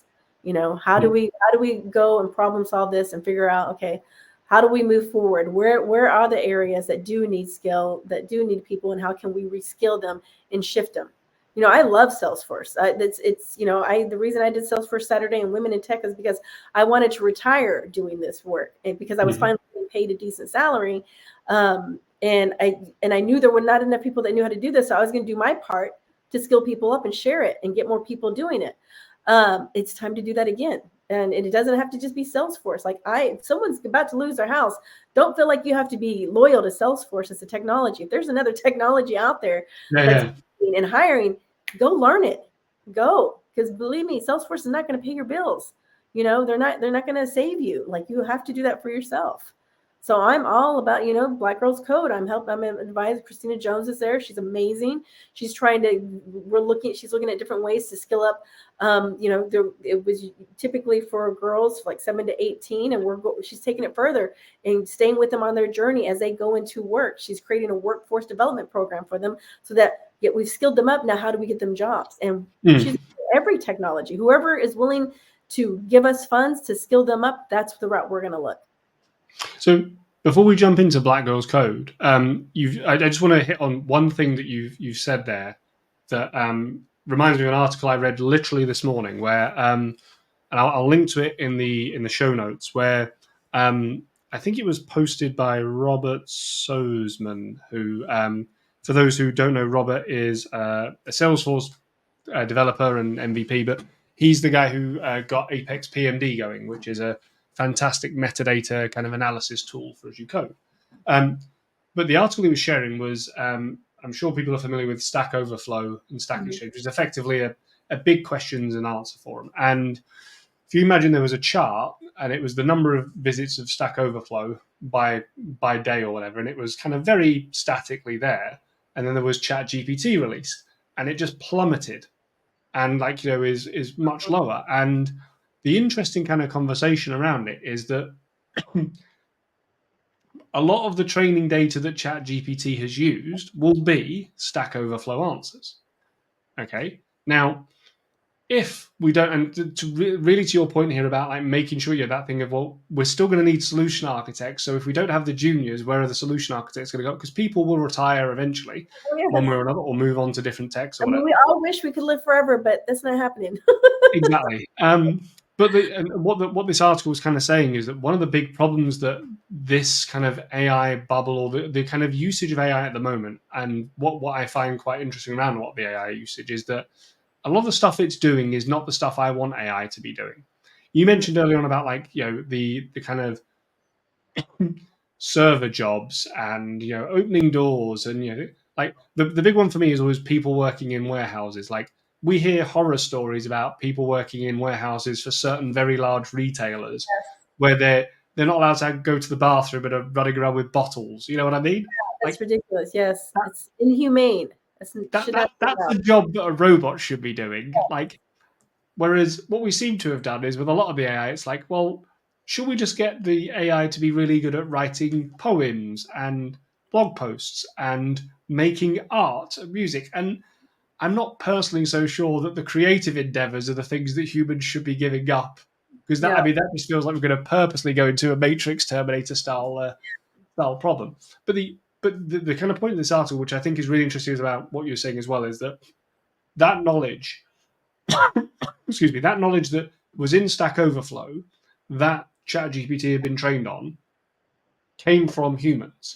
Yes. If there's going to continue to be new knowledge for ChatGPT to learn from, humans are going to be the things to produce that. Like, ChatGPT is not going to go away, and ChatGPT and these AIs are not creative. They are not sat there going, I'm now going to think up a brand new idea for an idea that's never been thought of before. They're just very good at guessing based on previous stuff. And so, as a kind of thought for those that are listening who are thinking about bringing on juniors, bringing on why they should continue doing this, is that that creation and curation of knowledge as a human endeavor, as a group of people, is really important still, because these systems won't be able to answer every question. They can't sit down with the age old example I always use is that I'm sure you've had this, Steph, in that every customer you've ever worked with has given you perfect requirements where you've never had to question a damn line of it. Never. And, I mean, if anyone sat down with ChatGPT for more than 30 seconds and tried to get it to do something, you'll just know that there's a reason that it's called prompt engineering and not just typing. So I just wanted to really hit on that point that like there's a lot of unintended side effects, I think, from some of this AI drive that is pushing the idea that it can push away some of these problems, but actually it's going to end up eating itself. Yes, it's very short-sightedness on the part of leadership. A lot of leadership is like, oh, we can save money and line our pockets more. We don't need no. And again, because these are people who aren't in the weeds and they don't know what it really takes to do the jobs. But unfortunately, they're the ones making the decisions. Yeah, there was one. There was a customer I worked with many years ago who had a big call center, and I came in as a very typical sort of techie and was talking to them about like I was looking at call resolution times and things like that, and there were just basically these 80% of the calls were within kind of what I'm going to call your regular standard deviation model of like. But there was this big group of outliers that were just kind of like if most of these calls took under 5 minutes because it was someone going like, yeah, I lost my password, or I need to change the billing address, whatever. They were all in there. But then there was just this big cohort that were like an hour, and Oh, so most of the calls were under 10 minutes, and then there was just this big drop, and then an hour. And I was like, what is going on here? And I was sat there trying to dig into the data, and I just happened to kind of one day think for a second, I'm just going to go and ask the head of the call center. And I just sat down with them and like, what are these? Because I'm sat there thinking like, I'm trying to build business cases for bots and chat and how my aim as a consultant is to try and help a business in yeah, general. And that does mean occasionally doing the whole how do you make more money doing less? yeah. That's what a business is. Oh, absolutely. And, We've been doing that and forever. Efficiency. It's called efficiency. exactly. Efficient. Yes. And the head of the school center was like, "Oh," he said, "I can tell you exactly who those customers are," and he reeled off like about 10 names and said, "If you look at those cases, I bet you those are some of those people." And lo and behold, there was a number of those names that popped up. And the company I was working with, they had a demographic that were older people. They were And older people, and this was during just around the time of COVID, who were alone, and so sometimes they would just call up the call center. just talk. Yeah, and like part of it was to say, I want to ask about this, and then the rest of it was really just to sit and have a conversation for half an hour or an hour. And it was one of those things. I was like, I was both. I mean, I was very touched by it. I was upset with myself for being like, I've just tried to make sure that an old lady doesn't speak to anyone for an I'm a monster. No. But equally, there's also part of me that's like sat there being like, well, I kind of want to help them shift some of those because if Yeah. if depending on which agent they got as well, because that's just luck. These people would have favorites, obviously, and Yep. so they come through and say, I was just talking to Steph last week. Can you put me through? And they would go, okay, and they'd see that you were the last person to speak to them, and so your omni-channel routing would kick in and say, oh, Steph knows this account, and yeah, just agent would just kind of sit there and almost sometimes be like, oh yeah, okay, yep, hi, and like And you're they like, how do you resolve that? Because obviously their call exactly. center is impacted, their numbers are being impacted. Um, and you got to be efficient. Like, how did you solve that? I'm curious. We didn't. So and the the way we genuinely looked at this was we basically ignored that cohort. So when we were doing the analysis for agents and chat and bots and like portals, is the simplest answer was if you're calling up for an hour's conversation, you're not gonna go on the online portal, you're not gonna talk to a chat bot, you're not gonna go through an agent, you're gonna ring up and I some of the analysis of that cohort did show that I don't think there was anyone there who was under the age of 68 or something like that. Yeah. It was a demographic outlier that was there, and the business were just like, look, reputationally, we are happy to undertake this because they knew that if they kind of like if it came up on the news that Acme Inc. says no to grannies, it's gonna not look Is very there good. is there a way for the agent to switch like the what kind of call it was so that So you could at least, so from, a man, again, this is my operational brain and managing teams and looking at call times and what they're measured on. Like, okay, let's classify this as a conversation, customer conversation, and where, like, okay, you can do this, but let's not let it go on forever. Learn to wrap up the call, and again, We what going that we way. what they So ended up doing as part of it. yeah, so it doesn't hurt the Yeah, numbers. what they ended up doing as part of it was kind of having both a um, so number one is that those calls were still going to happen, and Right. you obviously have to be sensitive. So, they started to have it so that after a certain time, the agent was prompted to say, "Look, I've got other people in the queue." And because it was during COVID, it was a lot easier to kind of almost say, we've got a lot more calls than normal. I've got to go and deal with someone else. Is there anything I can help you with? They were able to add an extra classification on there Good. around that person. But what Good. we also did was Yeah. by implementing chat and things like that, is that the agent who was on a call where and I don't want any of this to sound callous or cold hearted to anyone listening, but if the agent, and I mean this with the greatest kind of politeness, but if the agent's on the call and it is someone just talking at them for 20 minutes about, And you need to about know.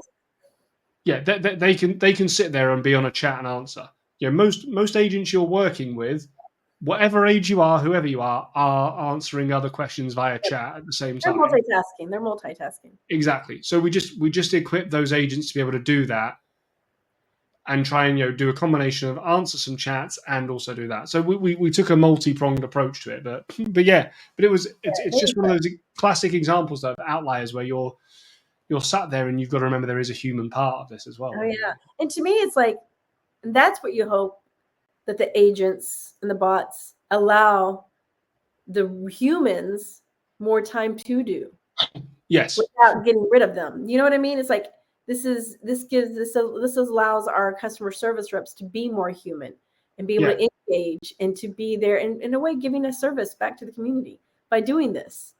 And so using that as a positive use case instead of like, oh, let's get rid of people. No. Like, this is and it's giving your customer service agent so much more back in return.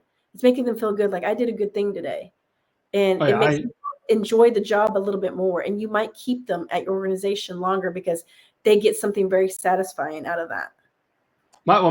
My big thing is always that, and I try and make this clear whenever I'm working with an organization on a service cloud piece like this, is that I say to them, my aims are A, to reduce the number of calls you have, and B, to reduce the number of cases that come through to agents through things like bots and knowledge is still a huge one. A lot of people don't even have knowledge set up properly, but through all these things and now agents or whatever. But I say to people, I'm not going to promise to reduce your average call time at all, and I'm not going to say that you should reduce the number of agents you've got, because if someone can't help themselves, like most people nowadays don't want to. I mean, and I know again demographics in this as well. I personally don't want to talk to people. I had a problem earlier on where I couldn't figure something out. I was on with my bank on my phone, chatting away to the agent. I was happy with that because I could do some work in the background and do whatever I was doing. My father would much rather talk to someone because that is his generation. So demographics, I know, shift this. But demographics and personalities. Typically, if the system that is set up is efficient and good, I will go. Sometimes it's not, and it's frustrating. I'm like, just give me a person already. I don't have time for this. Exactly, and I think. I think, like, what I always try to say to people is I want it to be that 90% of people can solve their problem without, because 90% of problems either I can't log in, I can't find this bit of information, whether it's my login or I can't do this action. It's one of those two. If you're getting to a point where it's like I've got a snickety issue, like I can't log in because I no longer have access to that email because I've changed this thing or whatever. Right. That requires a human. But like. And I always try and say to them is like, look, your average call time probably is going to go up. The number of calls you have, you should still have those agents because your agent should be there. And if someone's got through to that, they're going to be pretty ratty most of the time, and they're going to really appreciate having an agent that is not sat there being told, Yeah, Well, just all this pressure on them. They can just relax and help them take care of the problem instead of like wrap up the call, or not having any time to gather themselves out. I worked in a call center. Can you tell? Not having time to wrap up the call after you wrap up the call and you're being put right back into the queue. It's stressful. Yeah, it I should make the existing agent's life better. I had one. My very first IT job was in a call center, and one of the interesting things is they used to have like a ticker tape across the top that had like a dot matrix thing where it had Yeah, average call time, number of active agents or number of open calls, and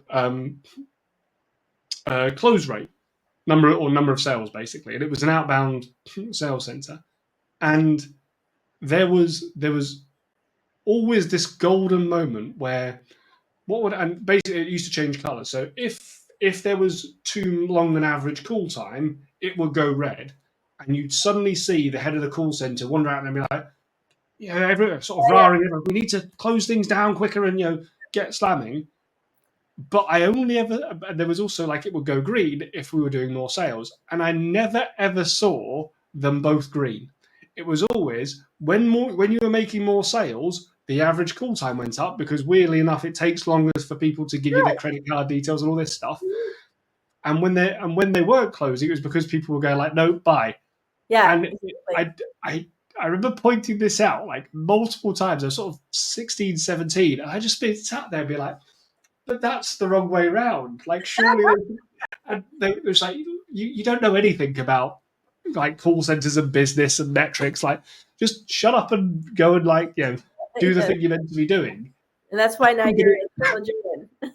yeah, and like you just said this, like, well, surely I'm not. I mean, I'm not a genius. I must not be the only person that can see this. But yeah, apparently, they just get this head of kind of the call center like come out, and you just see him storm out of his office and like, I was like, you are just losing yourself money here, and I don't understand why you can't see that. I don't get it. Yeah, crazy, crazy stuff. So, you mentioned Black Girls Code as well. So tell us a little. Excuse me.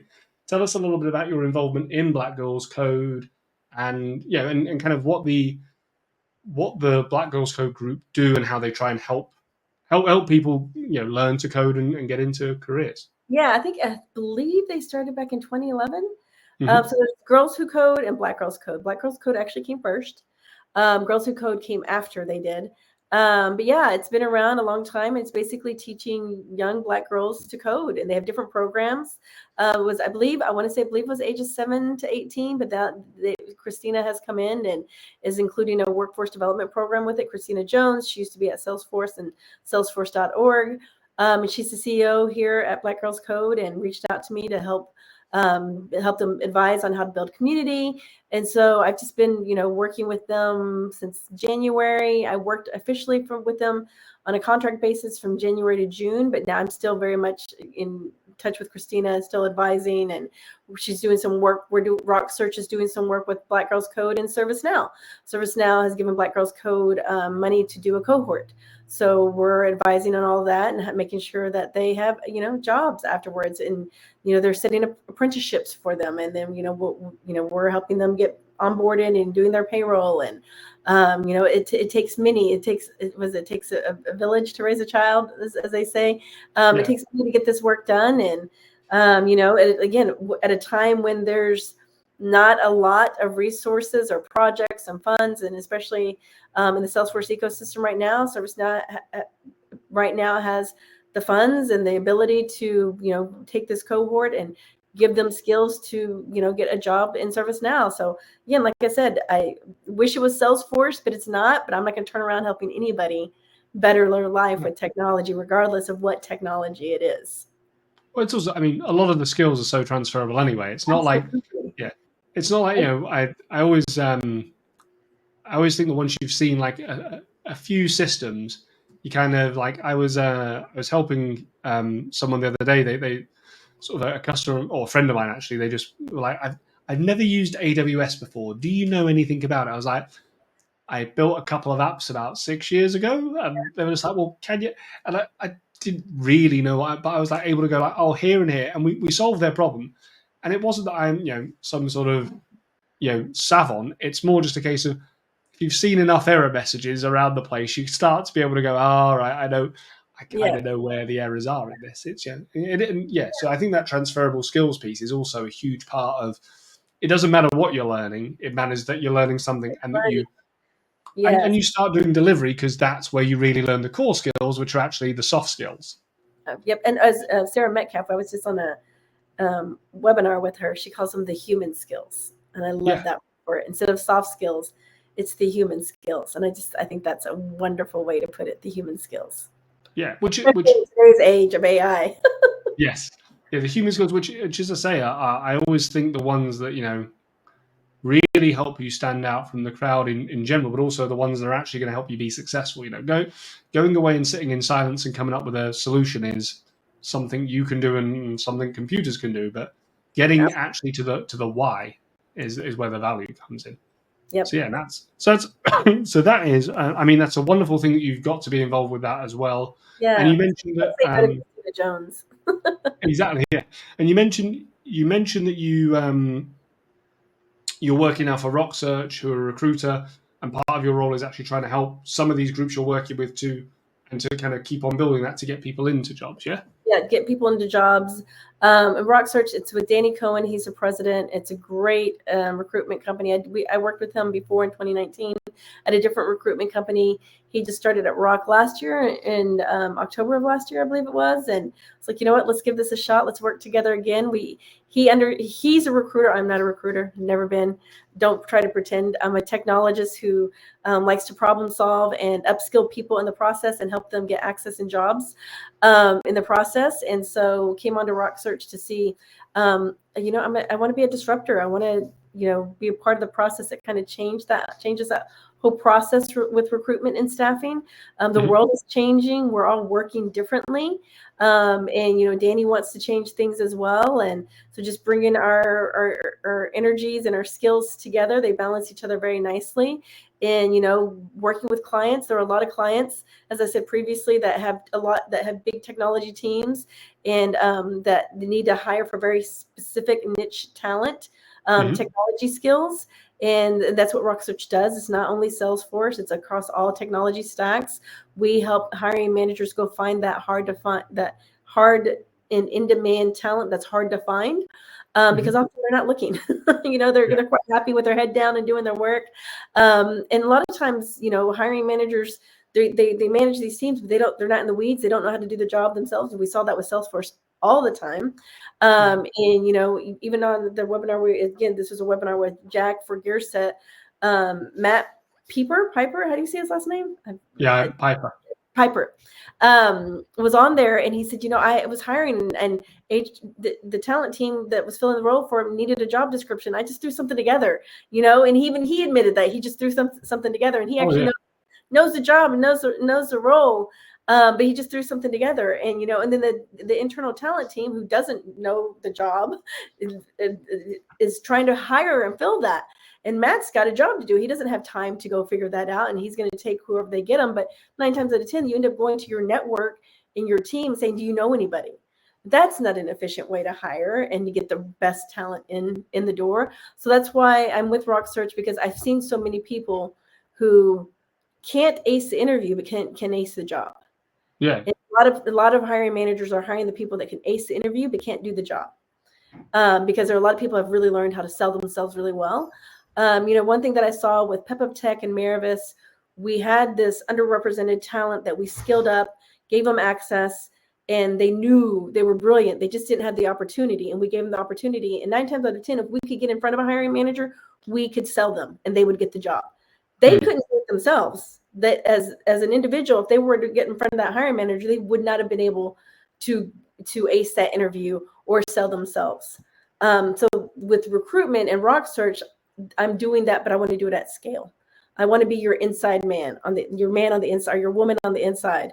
An example I used the other day is, like, a lot of companies do referrals, employee referrals. They pay their employees a referral fee if you recommend somebody to come work at the organization.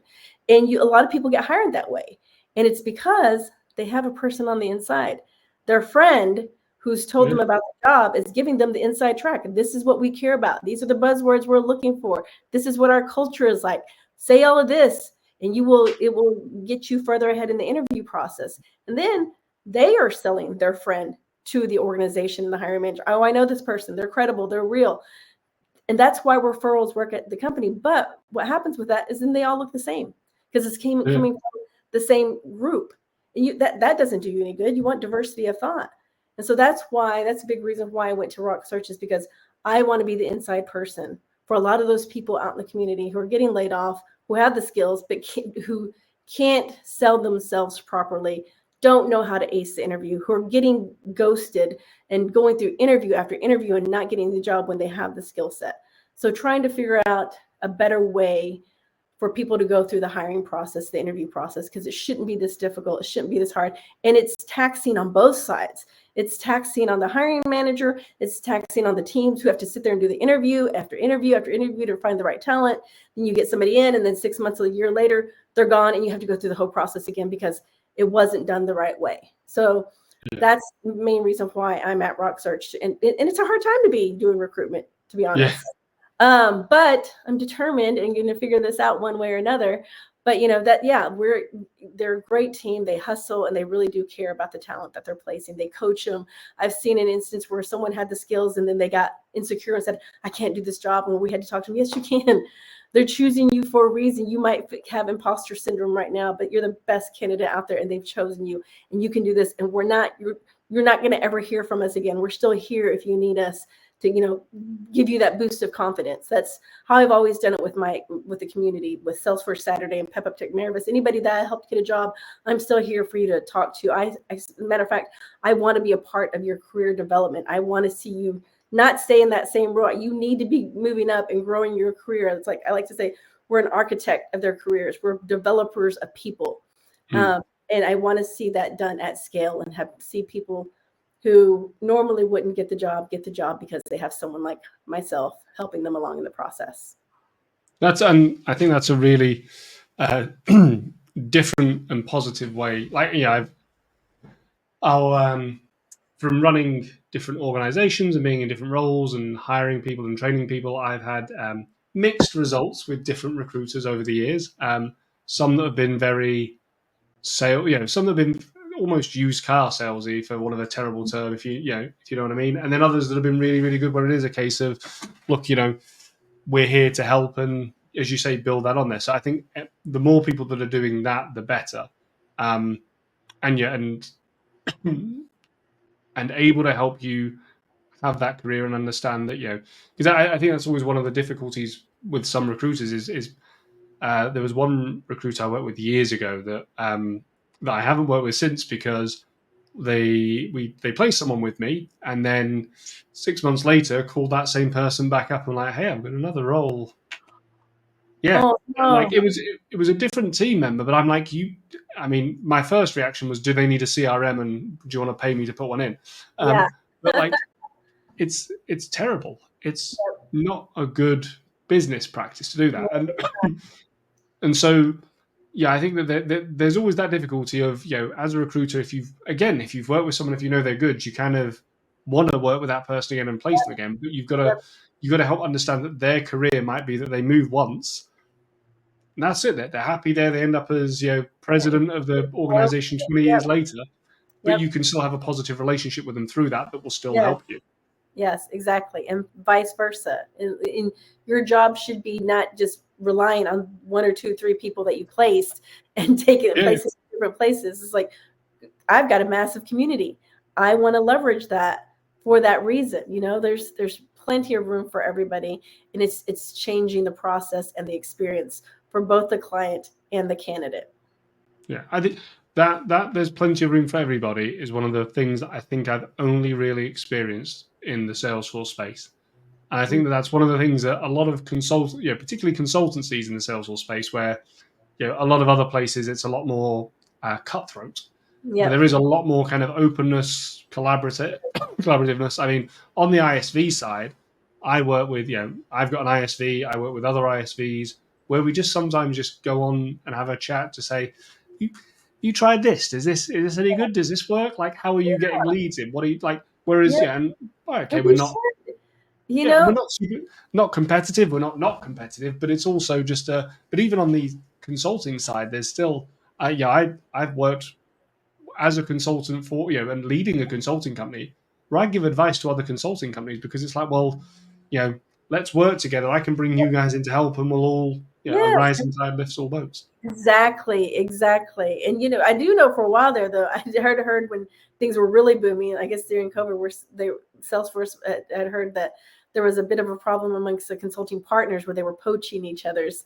They didn't want them going to the same events because there was a lot of poaching going on. And it's like, That was there was that between certain select partners. yes. I think that And it's the like if you just invested in your pipeline and skilled up the talent instead of just going and taking talent from each other, you wouldn't have this problem, you yeah, know? well, that investment thing is a big part of it because I know of consulting partners now that um, they're underpaying their team. I've been involved in conversations with members of their team who have asked me kind of off the record, like, hey, one of the wonderful things about, I used to work and run, be on the board and, COO of a consulting company that closed down last year. And so one of the nice things now is that I've still got in my head what market rates are, what people are doing. I'm still connected to people. And so, you gotta, I've had a few people reach out to me though, who are like, just friends of friends, where they're like, yeah, could we just have a chat for half an hour? I was like, yeah, right. They're like, and you sort of be sat with them, and they're just like, what should I be earning? Like, and they'll literally just give you a CV and say, what should I be earning for where I'm, and and it's that really interesting conversation where the more mature people are like, well, what do you want from your job? Yep.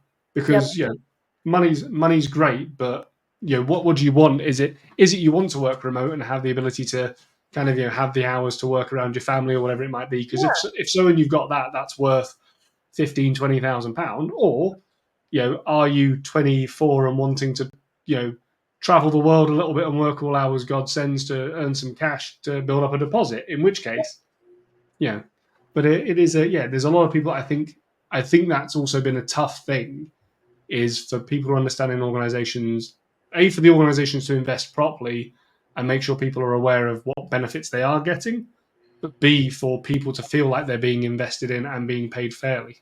Yeah, and I think over here, especially on this side of the pond, y'all have more options to do that. I mean, like I said, a lot of the reason I'm going back into recruitment is we are working differently. I want to be a disruptor. I'm as a contractor with Rock Search. I don't need the benefits right now. I don't. It's more about the flexibility Mm-hmm. and the pay. I was never one to do vacations. PTO really never did anything for me unless I got to roll it over to the next year.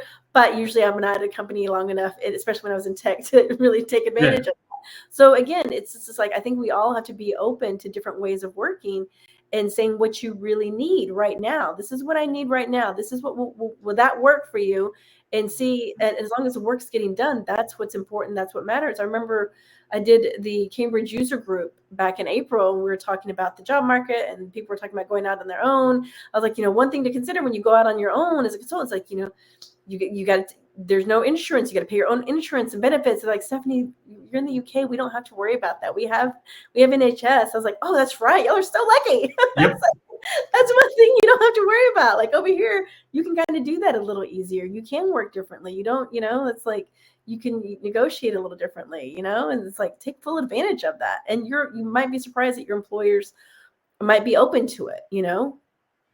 Yeah, I was having a conversation with my brother last night. His organization just, they're not going to renew the lease on their office, and so they've just said, look, all of you are working hybrid now. We're not going to bother with the office. Like, what works for everyone, because they kind of, and he was saying a lot of them felt they had to go in for a couple of days of the week, but weren't really wanting to. And he's got my nephew who is 3, and so having a 3-year-old around is not conducive to work. No, it's not. Um, you know, and so as he was saying, like You he need said, that escape. Like when I worked in tech at startups, I would get there early, because I would either want to get ahead of traffic or I'd come in later to be behind. But when I got there early ahead of traffic and I'd get there like at 7 in the morning or 7:30, I noticed all the people there were young dads who were like getting away from home. They were escaping. Oh, I have to be at work early. I can't help, it's like you can tell who's escaping home and needs this place to just focus and get work done. Like home is not the most conducive place for work. But for other people, it is. Like for someone like myself, I actually got more work done at home because when I was in the office, I'd have so many people coming up and interrupting me. And even if I tried not to make eye contact, I would keep my head down and like, I know they're gonna come over and ask a question. I know, and they would still stop me. And so I actually got more work done better at home. So again, Yeah, the person, the situation. Yeah, I used to a few jobs ago. I did sort of. I mean, now working for myself, I work here, and I'm the only one who can interrupt me. But like the about 4 jobs ago, I was working hybrid. So yeah, I was doing sort of 2 at home, 3 in the office, and there was the phenomenon of the lurker, where you'd be sat there working away, and you just suddenly feel this presence, You and can feel it on you. Yeah. It's like, you kind of would have to hope that the screen or something was reflective enough and it was dark so you could just see, and there'd just be someone, and like, yeah. yeah, and there was nothing weirder than that though, or like worse, because Yes. I know they were trying to be polite and not just come over and go Paul, Yep. but at the same token, I was just Jesus Christ, and It sort of was. made you. But, but then the days when I was at home, I just get a ton done, and then I go in the next day, and there'd just be sort of a lot of. Have you just got 2 seconds? Have you just got 2 seconds? And It's always 2 seconds. Yes. I was there to answer questions and wanted to help, but like it was about an hour and a half's drive away, which in the UK is forever. Like Yeah, I that's know. just Yeah. stupidly far away. I know in America that's like local, but in the Yeah, it UK, is. like that's an accent change away. Like that's how far that is in the UK. And so I would drive down, and I'd leave home at sort of call it a 6 in the morning to miss all the traffic and be in there for 7, with my coffee. And I get so much. I used to try and get in there so I could get all the work done by like 9:30, Yep. knowing that everyone was coming in. So I was like 2.5 hours ahead of everyone, and then I'd leave at kind of 4:30 to beat the traffic back, and then I do another 2 hours of work just so that I didn't have people at home for But me. yep, Yeah, exactly. Trying to work smarter, not harder. That's for sure. exactly, Yes. exactly. So I mean, we've had a very broad conversation, and this has been fantastic. And I want to be respectful of your time because this has been fantastic. I mean, we're at an hour and 46 already, and I really appreciate everything you've been sharing with us. Thank you. But what I'd love to kind of finish up with is something a little different to what we normally do. So normally, I ask people I'm having a conversation with to give us a tip or a trick that they would like to share with the audience around things. And I mean, you are more than welcome to give us a tip or a trick that's personal and whatever you would like to share. But whilst we have you here, one of the things that I think people struggle with is how they feel or how they can help support others. And one of the things that I would love to hear from you is because everything you've done is so much about supporting people, and it is genuinely inspiring and wonderful, Steph. And I do, yeah, I want to just say thank you for everything you've done for people out there, and make sure that it's publicly thanked and acknowledged. And I know you've been thanked by far more luminary people than me out there, but it's always good that it's going to be recorded on video that you have been thanked properly for being being such a wonderful person out there in the ecosystem, helping out and encouraging people and bringing people on board. Thank you, Paul. It means a lot coming from you. So thank you. Oh, it's very, very, very kind of you. But really, it is just so inspiring. And I suppose the question I want to ask that is that how do how would people go about helping and supporting others in ways that they may not realize? Because whilst we talk about kind of accessibility and representation and what you can do, is that part of that I think is people have different levels of access and different levels of things they can do. I am able to do different things, and hopefully things like getting someone like yourself on here to talk about this is a way of helping that. that other people can't. But what are some ways that people can do different things that they might not realize are actually helping support others and give back? Because I think the answer of going and saying everyone should start a non-profit that's going to go out and do training globally is probably not going to scale. But No, what are some things that you would say that people can do that they might not realize, or that may be obvious, or they might not realize, or just some things they could do to help out? So I'm going to start off with one of my favorite quotes by Desmond Tutu. It is, "Do your little bit of good where you are. It's those little bits of good put together that overwhelm the world." And my reason for sharing that quote in particular is because honestly, the state of the world right now just feels so chaotic. It feels a bit dark for a lot of people, and a lot of people are suffering in silence and in the dark. They need a lot more light shared with them. And so many people out there have a lot of light to give, a lot of light to share. And more than ever, this is the time to do it. We've come back from lockdown, but a lot of people are still very much operating as though we are still in lockdown. A lot of people are still staying home. A lot of people are not getting out and connecting in person, human to human. We are social creatures by nature. We need connection. We need companionship. And I know there are a lot of people that think, oh, I don't need it. You do. You need to be getting out. You need to be connecting with your neighbors, not just in the Salesforce ecosystem. That's why I say that bit good of where you are, start where you live. Just start where you live and being more cognizant of what you do have to be grateful for. Honestly, like take a minute and look around and be like, I woke up today. I've got good health. I've got nothing happen. I didn't get a phone call in the middle of the night about anybody I loved and cared about. It's a good day. I am breathing and I'm alive. And be appreciative of your health, whether it's good, bad, wherever it is that you're in a position to do something about it, even if you're not. Here recently, I've had a couple of friends post that they've got breast cancer. That's been really heavy for me. I've lost two really good friends to breast cancer last year. So when I see that, I get a little anxiety and like, why does this keep happening? So I have to refocus my energy and try not to dwell on the negative and instead it forces me to look around and be grateful for what I do have and what my body is able to do and what my mind is able to do. So more than anything, what the world needs right now is more light. What the world needs right now is more kindness. So I would just encourage people just to look around where you're at and be that light for other people. And a simple smile. I shared this story at Inspire East many years ago at Dell when I was working in tech. I was working in K-12. I would always make an effort to make eye contact with people and smile because, when I got into tech, it was very overwhelming. I didn't feel this was 26 years ago. We think there's a problem with people of color and women in tech now. Way back then it was even worse. Yeah. So there were a few people that were very welcoming and warm to me and that greeted me and went out of their way to make me feel welcome. So I always wanted to share that. So I would, if I'm walking down, we cross paths, I would make eye contact with you and smile and just like let you know you were seen and just share a smile. A smile is cheap and free. And it just in people's faces would just light up. And I love to do that. But then there was a time in my life I was going through having some personal problems. It was a really kind of dark time in my life. And our regional vice president, Ricardo Santos, came up to me and he said, this is when I worked in K-12 education at Dell. He said, I've been asked to come to you as a representative of the group. We're worried about you. You're not smiling anymore. You're not looking up and greeting people with a smile. What's going on? Are you okay?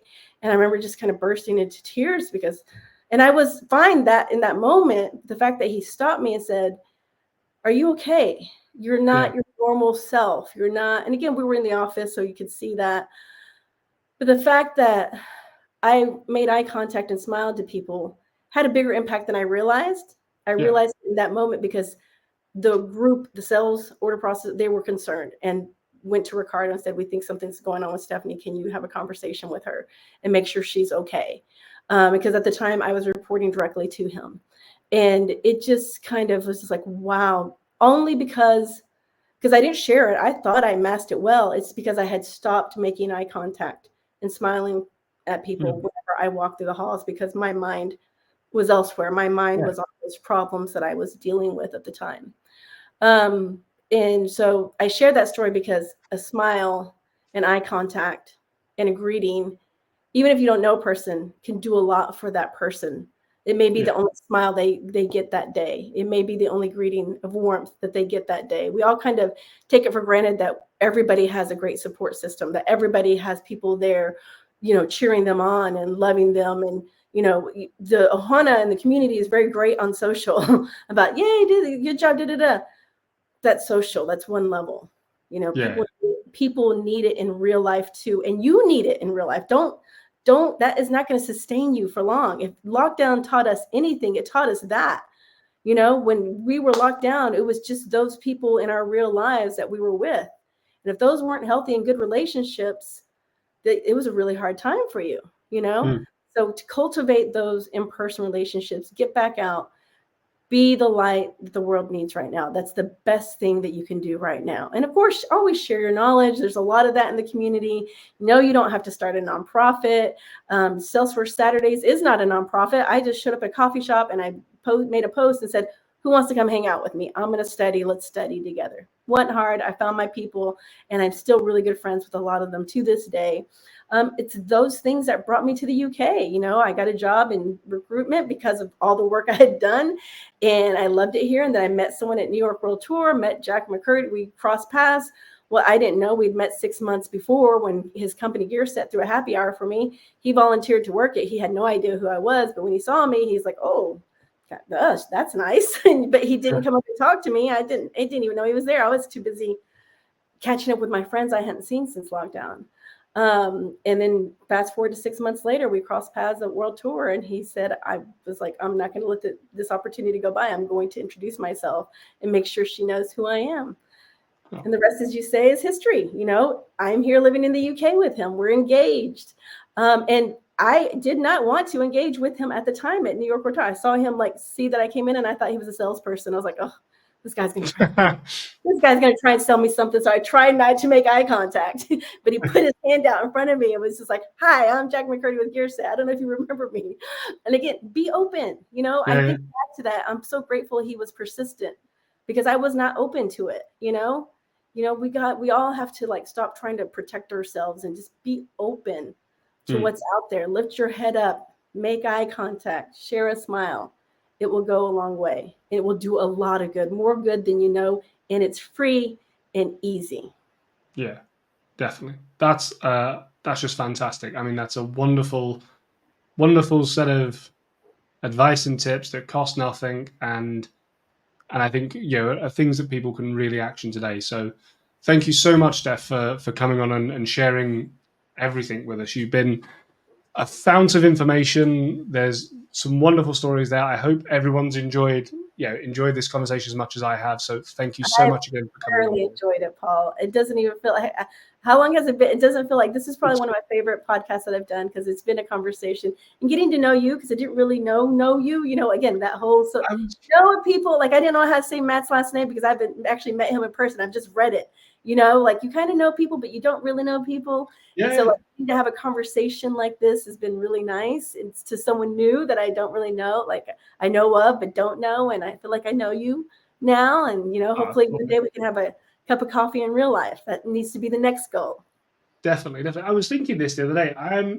I'm sure we've been I know for a fact that you and I have been probably in the same room. Yep. 50 times. You've been at London Schoolings and obviously MVP events, but it's one of those things that one of the things that I and taking kind of your advice that you just said, one of the things that I am really bad at is and if anyone that knows me very well kind of is listening to this right now, they will laugh, but I'm actually quite a quiet, shy guy, and it might not come across but it's if my wife's listening or with an earshot, she will be kind of you quiet. Yes, I wish, but when it comes to events, so what a lot of people, just as a final kind of behind the curtain kind of things, is that there's a lot of events where Steph and I will be at an event the night before London School, and there's a speaker and MVP. Yeah. Were you at the one this year? Yes, I was. So you and I were in the same room, and let's be clear, the room that we were in, was not a big room, right? No, It it was was not.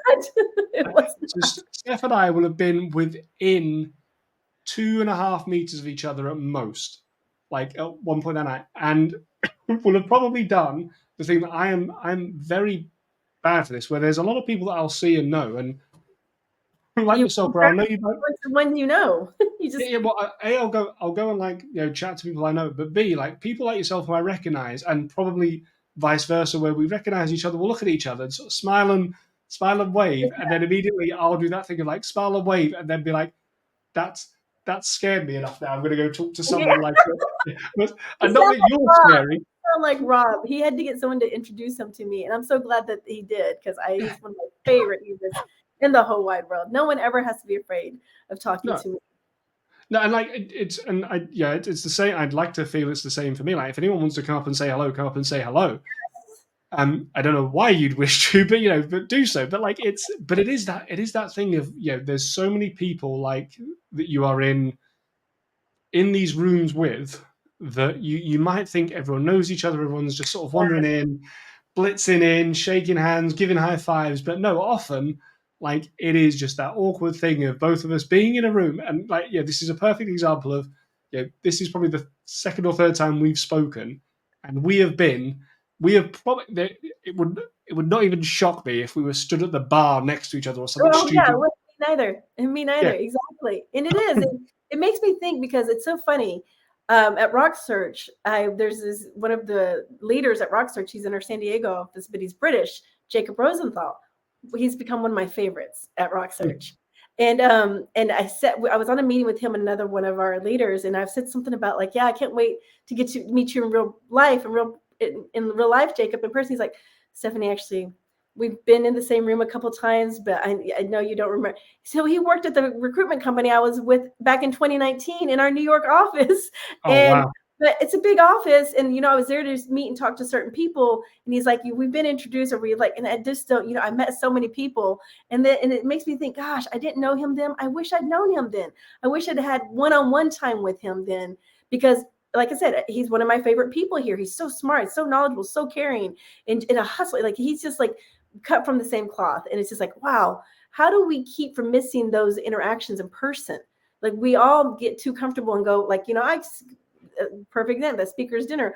I was focused on catching up with people I knew who I hadn't seen, Yeah. but we should be more intentional about like, okay, who do I not know here or who looks familiar? And let's just go up to each other and say, you look familiar. I know I should know you. My name's Stephanie, and be okay with like not knowing everything about each other, but knowing we should know each other. I think that also inhibits us Yeah. from doing that, I think and be more intentional about it. there's a really interesting aside of this as well, which is one of the things that I really like people to be comfortable doing is looking at name tags. Name tags are brilliant, and If I'm you going to. have one, but not everybody does. I wish they Oh, I had. know, like, but so what? London's calling speakers do like the speakers like they do that perfectly because I'm always like, yeah, I mean, if you and I see each other now, we've spoken enough that we'll Yes, recognize each other. yes, we But will. I was at as an embarrassing story. I was at Dream Olay a couple of years back, and there was a chap who I'd worked with, a financial force who was on their Spanish team, and he'd been telling. I was speaking to another person who introduced themselves to me. Was like, oh, it's really they were being really nice. It's lovely to meet you, Paul.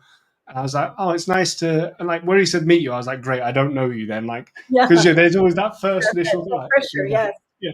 And so like sort of said hello to him. He was like, oh, and this guy had been telling me about you and talking about how great you were and how we used to work with you. And like I was like, oh, that's good. And I kind of recognized the name and I was like, I think I remember this person. And it's one of those things that's so long ago that I actually remember the names more from other people telling me the names. exactly.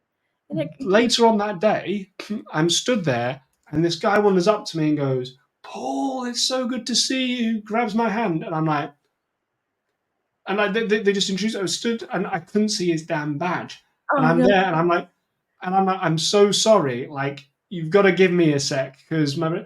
And he turned his badge around. It was the guy who we'd been talking about earlier, who was like this big. And I'm just like, oh, and like no, yes, if the ground could have swallowed me, I'd have happily disappeared. I'm like, I'm so sorry. And he was like, it's fine. He was like, we haven't spoken in like 8 yes, years, and it's been COVID, and it's a busy day, and you've been meeting people and I was just mortified. So I I completely like understand. I've been there. I think people should start when they approach people instead of just saying like their name. Like we used to work together. Remember me? We used to like Jack did it. Hi, I'm Jack from Gearset. I don't know if you remember me. I wish everybody would do that. That would make my life so much easier. Say like how should I know you? Because yeah, we especially I've been in tech for 26 years. You meet a lot of people along the way. I had another one at London's Calling this year where there was a chap who I'd been on the phone with, like on a video chat with a week and a half before, who was there at my session. I brought him up. I said thanks. He came up afterwards and he was like, "Oh yeah, I really enjoyed your session." I had quite an interactive session where I made a fake AI bot out of people, and Oh, like it was yeah, so it was quite a fun little interactive. And he was one of the people there. And then like sort of afterwards, he came over and was chatting to me, and then I just said thanked him. And then later on in the day, he came over and was chatting to me again. And I was like, "Oh yeah." I was like, "It's good to meet you." He was like, "We spoke last week." And I was like, "Oh." And suddenly I was like, "Oh, and I looked at his badge. I was like, "I'm so sorry." He was like, "It's," and like, he was really cool about it. But like, let me give you a tip. This is what I've started doing, Paul. Instead of saying me, say it's so good to see you. yes. Oh, Because but even if you've not met them before, it's still good to see you. But if you yeah, have I met them mean, I'm gonna before, have to. that saves you. That I'm gonna. saves Yeah, I need I to think start that's doing that. enough. I started changing meet to see it just in case because some people who you've never have never met will still approach you as though they've known you forever. And I'm like, should I know you? No. So then you start questioning things. So I just say it's so good to see you. Yeah, and I want to put this out there publicly is that if you see me or Steph or anyone at an event who you want to approach, do so. Everyone's friendly. Like neither of us bite. Like, No, but if we have met before, like it say it. doesn't hurt to like nudge my memory because I am Please do. yeah so and next time when I bump into Steph at an event, I'm gonna go up and say hi Steph, it's nice to see you again. I'm Exactly. Paul. I don't know if you remember, but we were on a podcast together for 2 hours recently, and Perfect. you're like, sorry, no, who like what? Yeah, I no love it. idea who you are. So there's a great tip right there for everybody. Perfect. There you go. A bonus tip for everyone. So, well, thank you again so much, Steph. It has been wonderful. Thank you, everyone, for listening and for watching. Please remember to subscribe. If you're on the podcast, subscribe in your podcast app of choice. If you're on YouTube, remember to hit subscribe so that you get to see latest episodes. And thank you once again to Steph for being here and sharing all of her valuable wisdom with us. Thank you again for having me. Thanks, y'all. Thanks, everyone. Bye now. Bye.